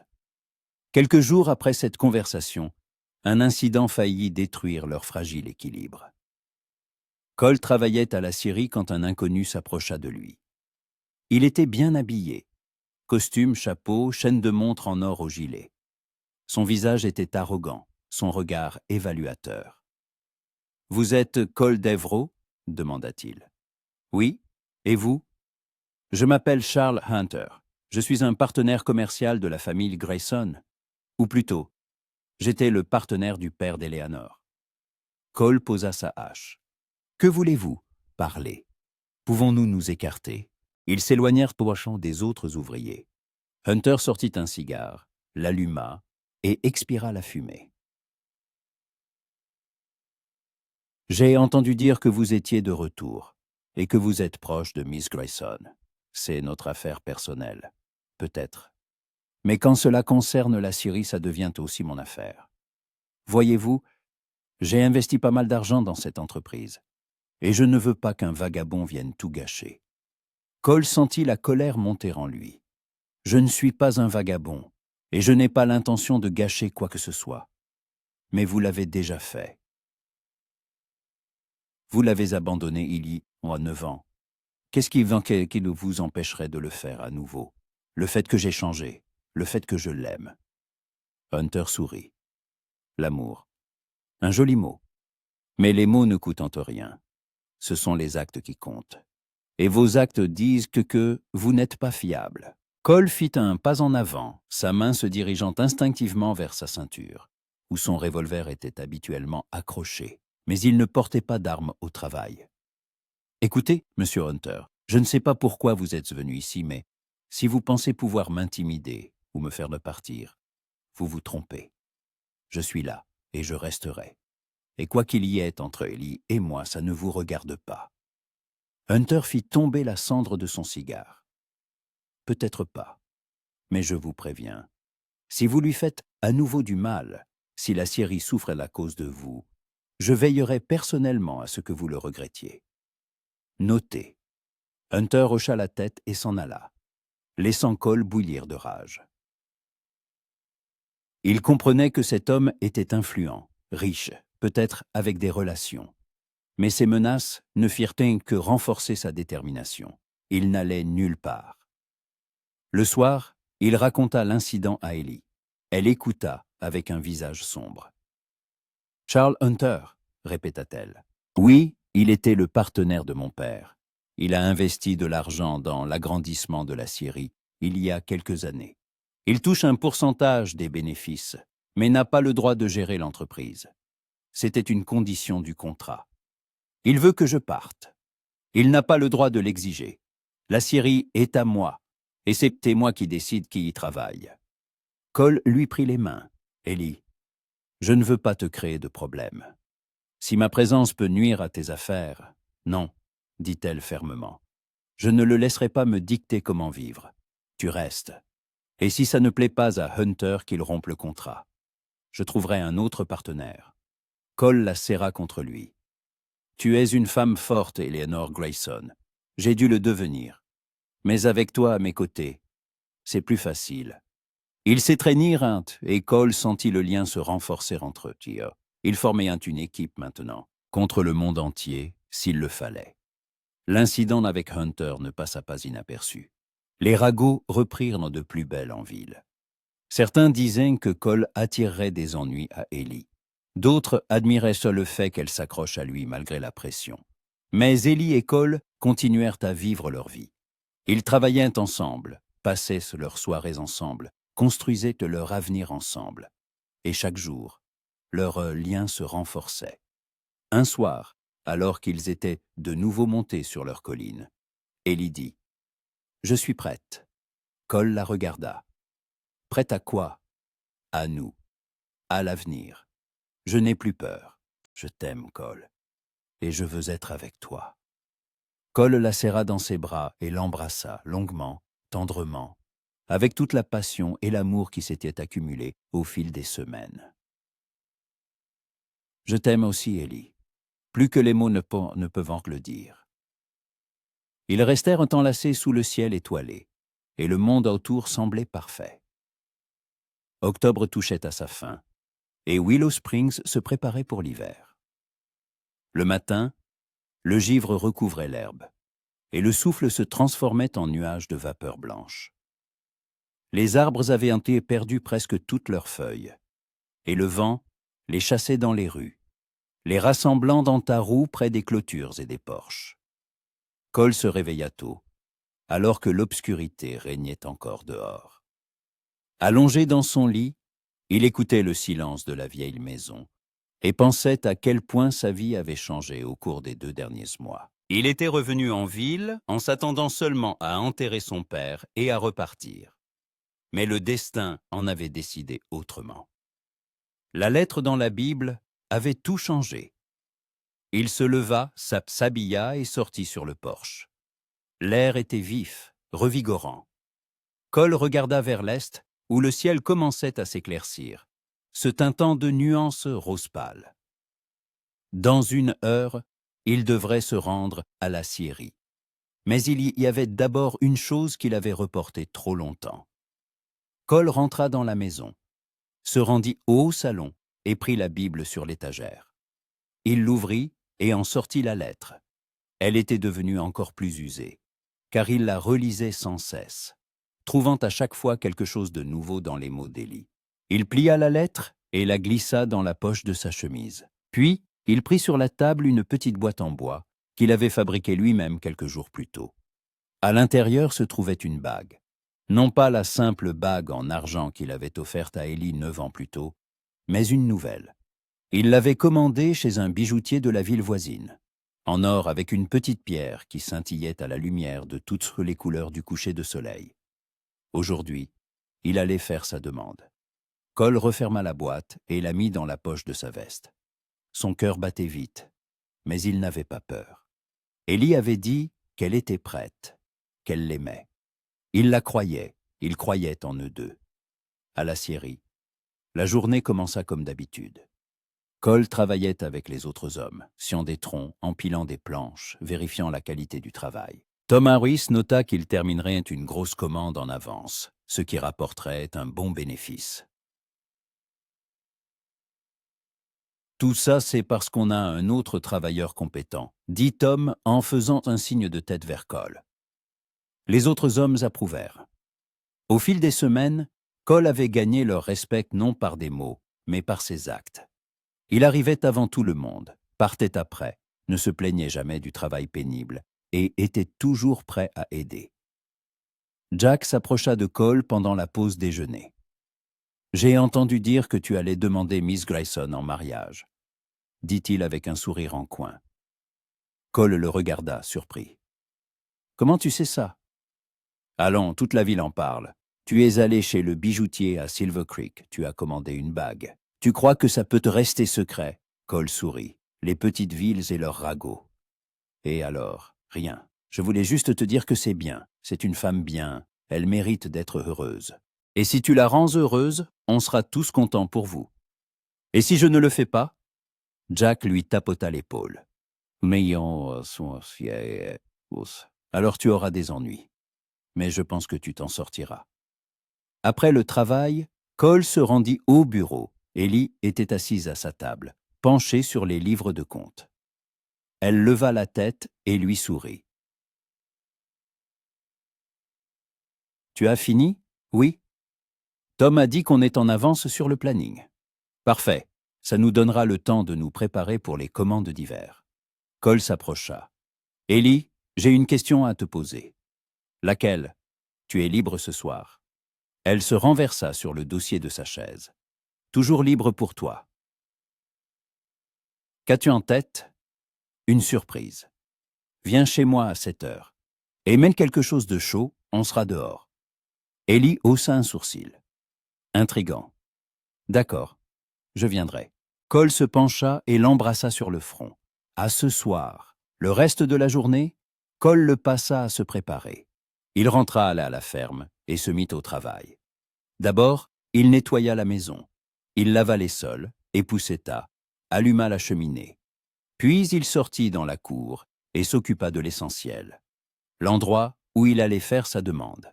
Derrière la maison, poussait un vieux pommier que son grand-père avait planté. L'arbre était immense, avec un tronc épais et des branches étendues. Cole apporta une échelle et accrocha des lanternes aux branches. De simples lanternes en fer blanc, avec des bougies à l'intérieur. Il y en avait une douzaine, et quand il les allumerait le soir, elles créeraient une lueur douce et chaude. Sous l'arbre, il étendit une épaisse couverture de laine et posa des coussins. Il prépara un thermos de thé chaud et un panier de nourriture. Rien de sophistiqué, juste du pain, du fromage, des pommes et des biscuits, faits de maison qu'il avait achetés chez Madame Parker au magasin. Quand tout fut prêt, Cole recula d'un pas et admira le résultat. C'était simple, mais chaleureux. C'était exactement le genre d'endroit qui leur convenait, sans luxe ostentatoire, mais avec une âme. Il rentra dans la maison, se lava, enfila une chemise blanche propre et un pantalon sombre. Il se coiffa, se rasa. Il vérifia que la boîte avec la bague était bien là. Il prit la lettre de la Bible et la mit également dans sa poche. À 7 heures précises, il entendit le bruit de sabots. Cole sortit sur le porche et vit Ellie qui approchait de la maison. Elle portait un manteau bordeaux chaud. Ses cheveux étaient lâchés et tombaient en vagues sur ses épaules. À la lumière du soleil couchant, elle ressemblait à une vision. Cole l'aida à descendre de cheval. « Tu es magnifique, dit-il. »« Et toi, tu es mystérieux, » répondit-elle avec un sourire. « Alors, quelle est cette surprise ? Viens, je vais te montrer. » Il la prit par la main et la conduisit derrière la maison. Quand Ellie vit le pommier avec les lanternes, elle eut un hossier de surprise. « Cole, ça te plaît ? C'est magnifique. » Il alluma les bougies dans les lanternes une par une, et l'arbre se mit à briller d'une douce lumière dorée. Les étoiles mitines étaient déjà apparues dans le ciel, et leur éclat froid se mêlait à la lumière chaude des lanternes, créant une atmosphère magique. Cole aida Ellie à s'asseoir sur la couverture, puis s'assit à côté d'elle.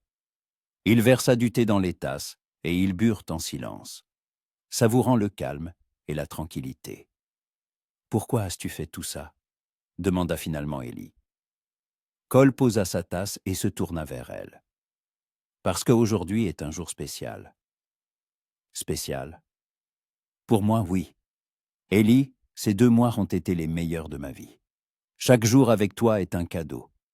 Tu m'as donné une chance que je ne méritais pas. Tu m'as pardonné, alors que tu aurais pu ne pas le faire.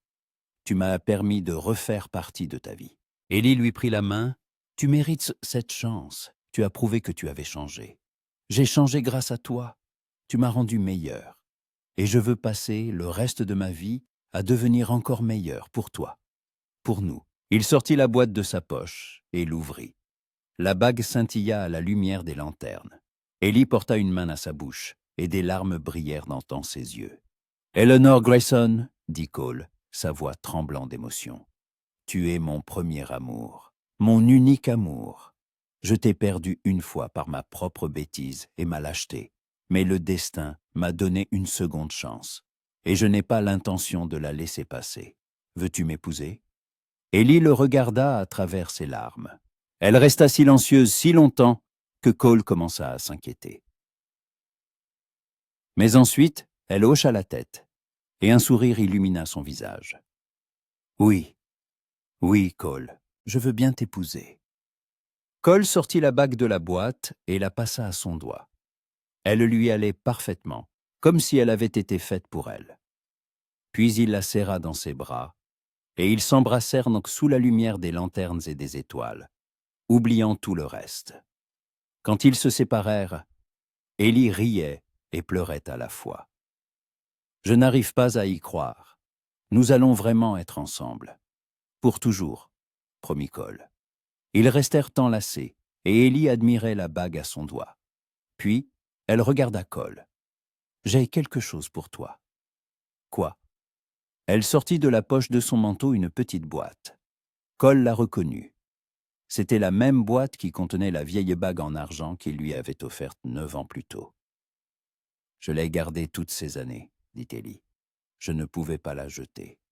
C'était la seule chose qui me restait de toi. » Cole ouvrit la boîte et vit la bague.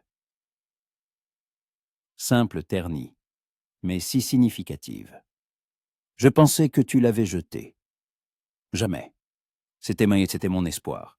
Un espoir stupide peut-être, mais l'espoir qu'un jour tu reviendrais. » Cole prit la bague et la passa à son auriculaire, le seul doigt où elle pouvait aller. « Maintenant, nous avons chacun une bague. L'ancienne et la nouvelle. Le passé et l'avenir. » « Tout est lié, » acquiesça Ellie. Ils restèrent sous le pommier jusque tard dans la nuit, parlant de leurs projets. Ellie voulait un mariage simple, juste les proches, une cérémonie simple à l'église de Willow Springs. Cole était d'accord avec tout. Peu importait le mariage, l'essentiel était qu'à la fin de la journée, Ellie devienne sa femme. Ils parlèrent de la maison. Ellie proposa de vendre sa grande maison et de s'installer avec Cole à la ferme. Elle avait toujours rêvé d'une vie simple, loin de l'agitation de la ville. Cole promit de rénover la maison, de l'agrandir, de la rendre confortable pour eux deux. Ils parlèrent de la scierie. Cole continuerait à y travailler, mais s'occuperait aussi de la ferme. Peut-être élèverait-il du bétail, planterait-il un verger, créerait-il quelque chose à eux. Ils parlèrent d'enfants. Ellie en voulait, beaucoup, bruyants, heureux. Cole et elle aussi.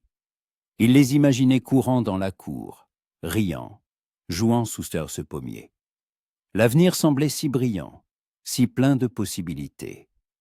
Quand ils rentrèrent à la maison, il était plus de minuit. Cole alluma la cheminée, et ils s'assirent par terre devant le feu, enveloppés dans une couverture. « Cole, » dit doucement Ellie, « tu as apporté la lettre, celle que tu as trouvée dans la Bible ?» Il hocha la tête et la sortit de sa poche. Il la lui tendit. « Tu veux la lire ?»« Non, je me souviens de chaque mot. Mais je veux que tu la lises à voix haute, maintenant que nous sommes ici, ensemble. » Cole déplia la lettre et commença à lire. Sa voix était basse mais ferme. « Cole, je t'écris cette lettre en sachant que tu ne la liras peut-être jamais. Mais j'ai besoin de dire ce que je n'ai pas pu te dire en face. » Il lisait lentement, s'imprégnant de chaque mot. Ellie écoutait les yeux fermés, et des larmes coulaient sur ses joues. Quand il arriva aux dernières lignes, « Kotos 109 », sa propre voix se brisa. Cole termina de lire et plia la lettre. Il regarda Ellie et vit qu'elle pleurait. Lui-même sentait les larmes lui brûler les yeux.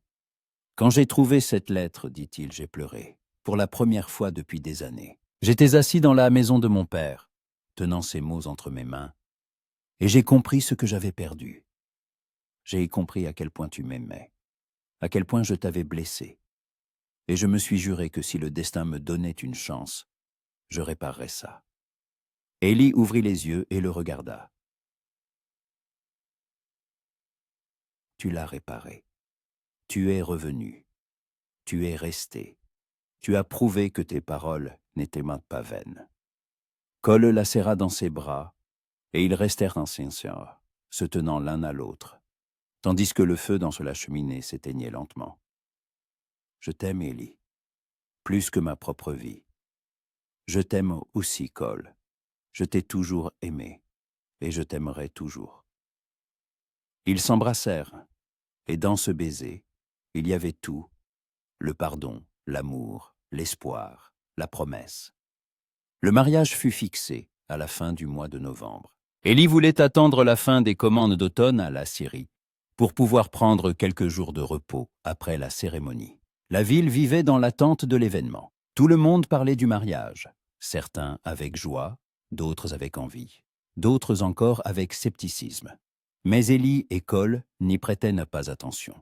Ils étaient occupés par les préparatifs et leurs affaires. Charles Hunter, apprenant les fiançailles, vint voir Élie au bureau. Il était sérieux. « Miss Grayson, je dois dire que je n'approuve pas votre choix. » Élie le regarda froidement. « Monsieur Hunter, avec tout le respect que je vous dois, je n'ai pas besoin de votre approbation. Je dirige cette scierie et je décide avec qui je construis ma vie. J'essaie simplement de protéger mes investissements. Vos investissements sont en sécurité, la scierie est prospère. Je respecte toutes les obligations du contrat. Si vous souhaitez le rompre, je vous en prie. Mais ne vous mêlez pas de ma vie personnelle. » Hunter la regarda longuement, puis hocha la tête. « Bien, je vois que vous êtes inflexible. J'espère que vous savez ce que vous faites. » « Je le sais. » Il partit et Élie se sentit soulagée. C'était une victoire, petite mais importante. Elle avait défendu son droit de choisir. Le jour du mariage fut clair et froid. La première neige était tombée la nuit précédente, transformant Willow Springs en un conte de fées blancs. L'église était décorée de simples branches de sapin et de bougies. Il y avait peu d'invités. Les ouvriers de la scierie, quelques amis d'Élie, George du saloon, Madame Parker du magasin, le shérif et sa femme. Élie se tenait dans une petite pièce de l'église, regardant son reflet dans le miroir. Elle portait une simple robe blanche en laine fine, avec de longues manches et un col montant. Pas de dentelle, ni de bijoux, seulement la pureté et la simplicité. Ses cheveux étaient tressés en une natte, dans laquelle étaient piquées de petites fleurs blanches conservées de l'automne. Ses mains tremblaient, non pas de peur, mais d'excitation. Aujourd'hui, elle épousait l'homme qu'elle avait aimé toute sa vie. L'homme qui lui avait fait du mal, mais qui avait trouvé la force de revenir et de réparer son erreur. La porte s'ouvrit et Madame Parker entra. « Prête, ma chère ? » ?»« Oui, » répondit Élie, la voix ferme. Elles se rendirent à l'église. L'intérieur était chaud et silencieux, éclairé par les bougies. Cole se tenait près de l'autel dans un costume sombre, visiblement neuf. Ses cheveux étaient soigneusement coiffés, son visage rasé de près. Quand il vit Élie remonter l'allée, son visage s'illumina. Élie avançait lentement, tenant un petit bouquet de branches de sapin. Il n'y avait pas de père pour la conduire à l'autel, mais elle n'en avait pas besoin. Elle allait vers Cole d'elle-même, par son propre choix. Quand elle arriva à l'autel, Cole lui prit les mains, et le pasteur commença la cérémonie. Les mots étaient traditionnels, simples. Ils échangèrent en leurs vœux, promettant de s'aimer dans la joie et la peine, la richesse et la pauvreté, la santé et la maladie, jusqu'à ce que la mort les sépare. Quand vint le moment de passer les alliances, Cole passa avec soin l'anneau d'or au doigt d'Élie. Élie passa à son doigt une simple bague en argent qu'ils avaient choisie ensemble. « Je vous déclare mari et femme, » dit le pasteur. « Vous pouvez embrasser la mariée. » Cole se pencha et embrassa Élie tendrement, prudemment, comme si elle était quelque chose de précieux et de fragile. Les invités applaudirent, et Élie sourit à travers ses larmes. Ils étaient mariés, enfin. Après la cérémonie, une petite fête fut organisée au saloon. George avait préparé le repas, dressé les tables. Les gens mangeaient, buvaient, félicitaient les nouveaux mariés. Tom Harris prononça un discours, disant que Cole était un bon travailleur et un homme bien, et qu'Élie méritait son bonheur. Jack leva son verre. « À Cole et Élie, que leur amour soit aussi solide que des planches de chêne et aussi durable que notre scierie. Tout le monde rit et but. Le soir, Cole et Ellie partirent pour la ferme. La maison les accueillit chaleureusement. Cole Astora avait tout préparé à l'avance. La cheminée brûlait, un repas simple était sur la table, et le lit de la chambre était fait de draps frais. Ellie fit le tour de la maison, inspectant tout. C'était son nouveau foyer, simple, modeste, mais rempli d'amour. « Ça te plaît ?» demanda Cole en l'enlaçant par derrière. « J'adore. C'est notre maison maintenant. »« La nôtre, » acquiesça-t-il. Ils se tenaient près de la fenêtre, regardant le ciel étoilé. La neige recouvrait la terre d'un manteau blanc, et le monde semblait pur, nouveau, plein de possibilités. « Cole, » dit doucement Ellie. « Tu sais à quoi je pense ? À quoi ? Je pense que tout s'était passé exactement comme il le fallait. Oui, nous avons perdu 9 ans, mais ces années ont fait de nous ce que nous sommes. Forts, mûrs, prêts à nous apprécier mutuellement. » Cole l'embrassa sur la tempe. « Peut-être que tu as raison. Peut-être qu'il nous fallait traverser cette douleur pour comprendre à quel point nous comptions l'un pour l'autre. » Et maintenant, nous avons toute la vie devant nous. « Toute la vie !» répéta Cole. Ils se tournèrent l'un vers l'autre et s'embrassèrent, longuement, passionnément, avec tout l'amour accumulé pendant des années de séparation et des semaines de retrouvailles. Plusieurs mois passèrent. L'hiver enveloppa Willow Springs de neige et de froid. Cole et Ellie vivaient à la ferme, travaillaient à la scierie, construisaient leur vie ensemble. La maison changeait progressivement. Cole ajouta une pièce supplémentaire, répara le toit, construisit une nouvelle grange. Ellie s'occupait de l'intérieur, ajoutant une touche de confort, faisant de la maison un véritable foyer. Le soir, il s'asseyait Kenneth près de la cheminée, lisait, discutait, faisait des projets. Ellie annonça à Cole qu'elle était enceinte, une nouvelle qui les remplit tous deux de joie et d'appréhension. À la fin de l'été, ils auraient un enfant. Un soir, alors qu'une tempête de neige faisait rage dehors, Ellie demanda à Cole d'apporter la Bible. Il la prit sur l'étagère et la lui donna. Ellie ouvrit le livre à la première page, où étaient consignés les naissances et les décès de la famille Devro. Elle prit une plume et un encrier, et d'une écriture soignée, elle ajouta une nouvelle entrée.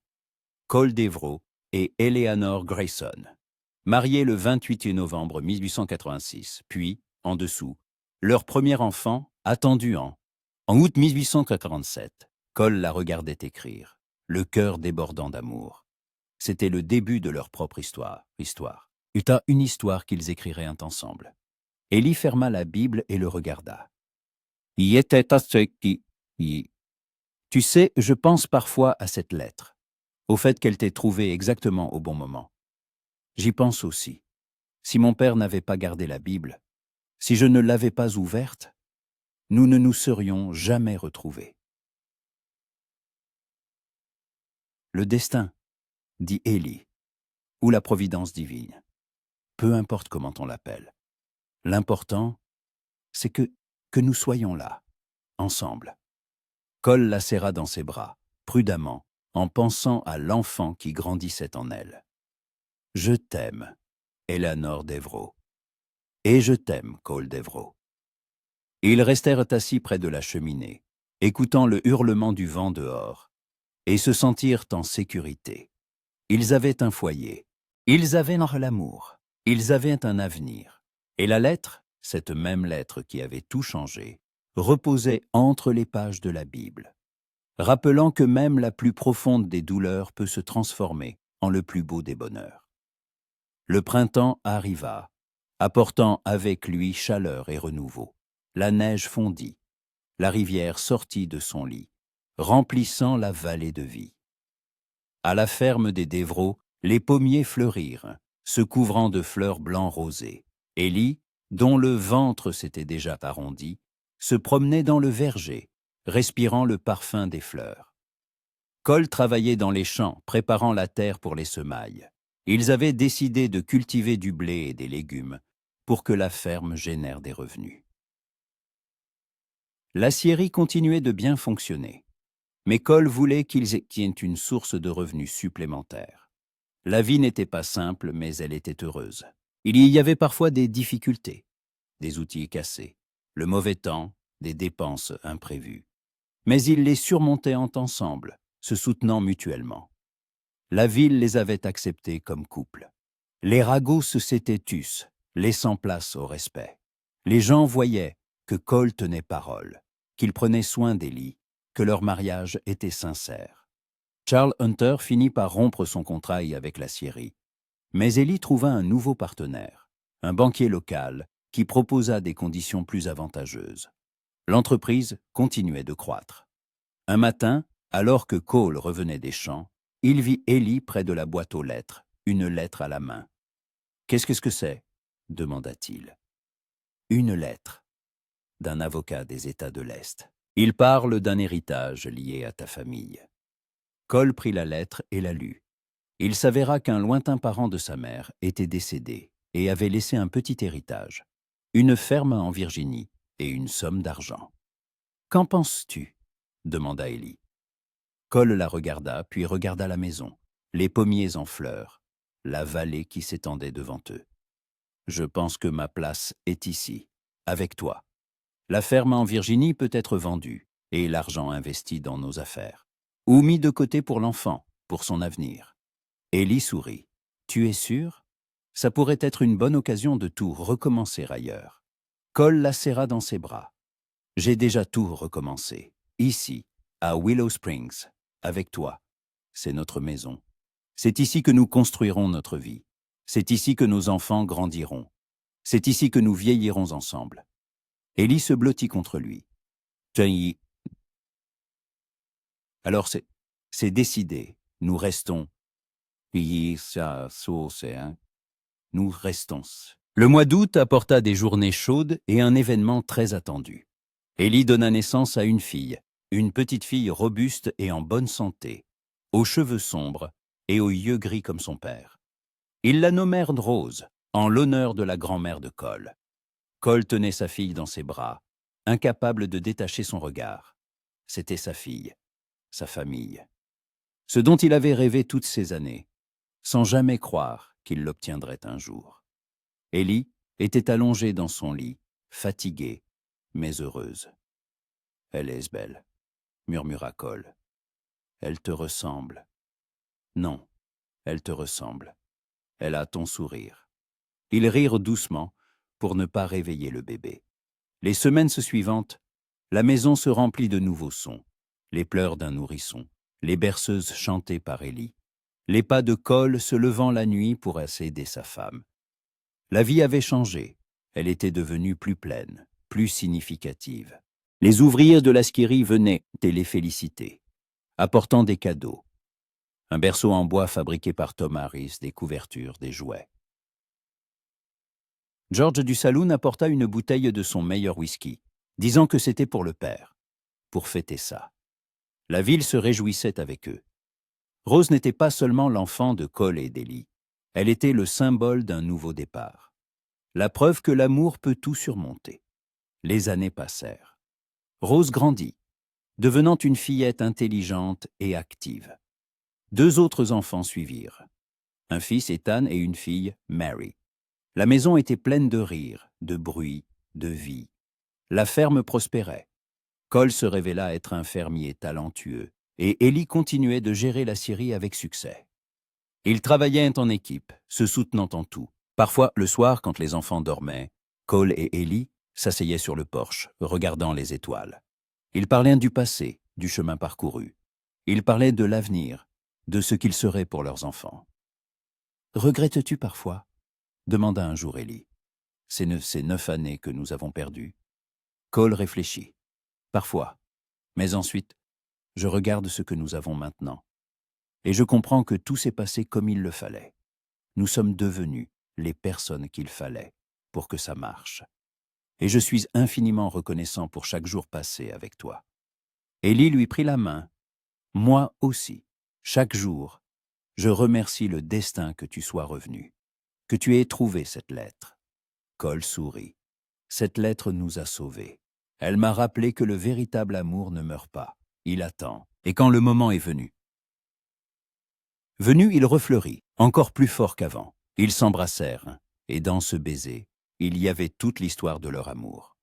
La douleur et le pardon, la séparation et les retrouvailles, le passé et l'avenir, entrelacés. Cole pensait souvent à la lettre. Elle était toujours dans la Bible, entre les pages, jaunie et fragile. Parfois, il la sortait et la relisait, se souvenant du jour où il l'avait trouvée, le jour qui avait tout changé. Il pensait à la facilité avec laquelle les choses auraient pu tourner différemment. Si son père n'avait pas gardé la Bible, si lui-même ne l'avait pas ouverte, si Élie n'avait pas écrit cette lettre, ou ne l'avait pas mise là où il pouvait la trouver. Tant de King que 30. Mais tout s'était déroulé exactement comme il le fallait. Un jour, alors que Rose avait déjà 10 ans, elle trouva la lettre dans la Bible et demanda à son père. « Papa, qu'est-ce que c'est ?» Cole prit la lettre de ses mains et sourit. « C'est une histoire d'amour, la mienne et celle de ta mère. Tu me la raconteras un jour, quand tu seras plus grande. Pour l'instant, sache que cette lettre m'a ramené à la maison, à ta mère, à toi et à tes frères et sœurs. Elle nous a donné tout ce que nous avons. » Rose hocha la tête, ne comprenant pas tout à fait, mais sentant l'importance de ce moment. Cole rangea la lettre dans la Bible. Un jour, quand ses enfants auraient grandi, il leur raconterait toute l'histoire. Comment il avait perdu l'amour de sa vie et l'avait retrouvé. Comment une seule lettre avait tout changé. Que le véritable amour valait la peine d'attendre, de se battre et de ne jamais abandonner. Pour l'instant, il vivait simplement, avec la femme qu'il aimait, les enfants qu'il adorait, dans l'endroit qui était devenu son foyer. Et c'était suffisant. C'était plus que suffisant. C'était tout. Des années plus tard, quand Cole et Élie furent devenus vieux, leurs enfants et petits-enfants se réunissaient dans la maison, sous ce même pommier où Cole avait fait sa demande. Ils écoutaient les histoires du passé, d'un amour qui avait surmonté le temps et la douleur. Et dans ces histoires vivait un rappel, que l'amour, le véritable amour, ne meurt jamais. Il peut se cacher, attendre des années, mais quand son heure vient, il revient, plus fort et plus beau que jamais. Et la lettre, cette même lettre de la Bible, se transmettait de génération en génération, comme une relique familiale. Un rappel que parfois, les mots les plus importants sont ceux que nous écrivons avec le cœur, sans savoir s'ils trouveront leur destinataire. Mais quand ils le trouvent, ils peuvent tout changer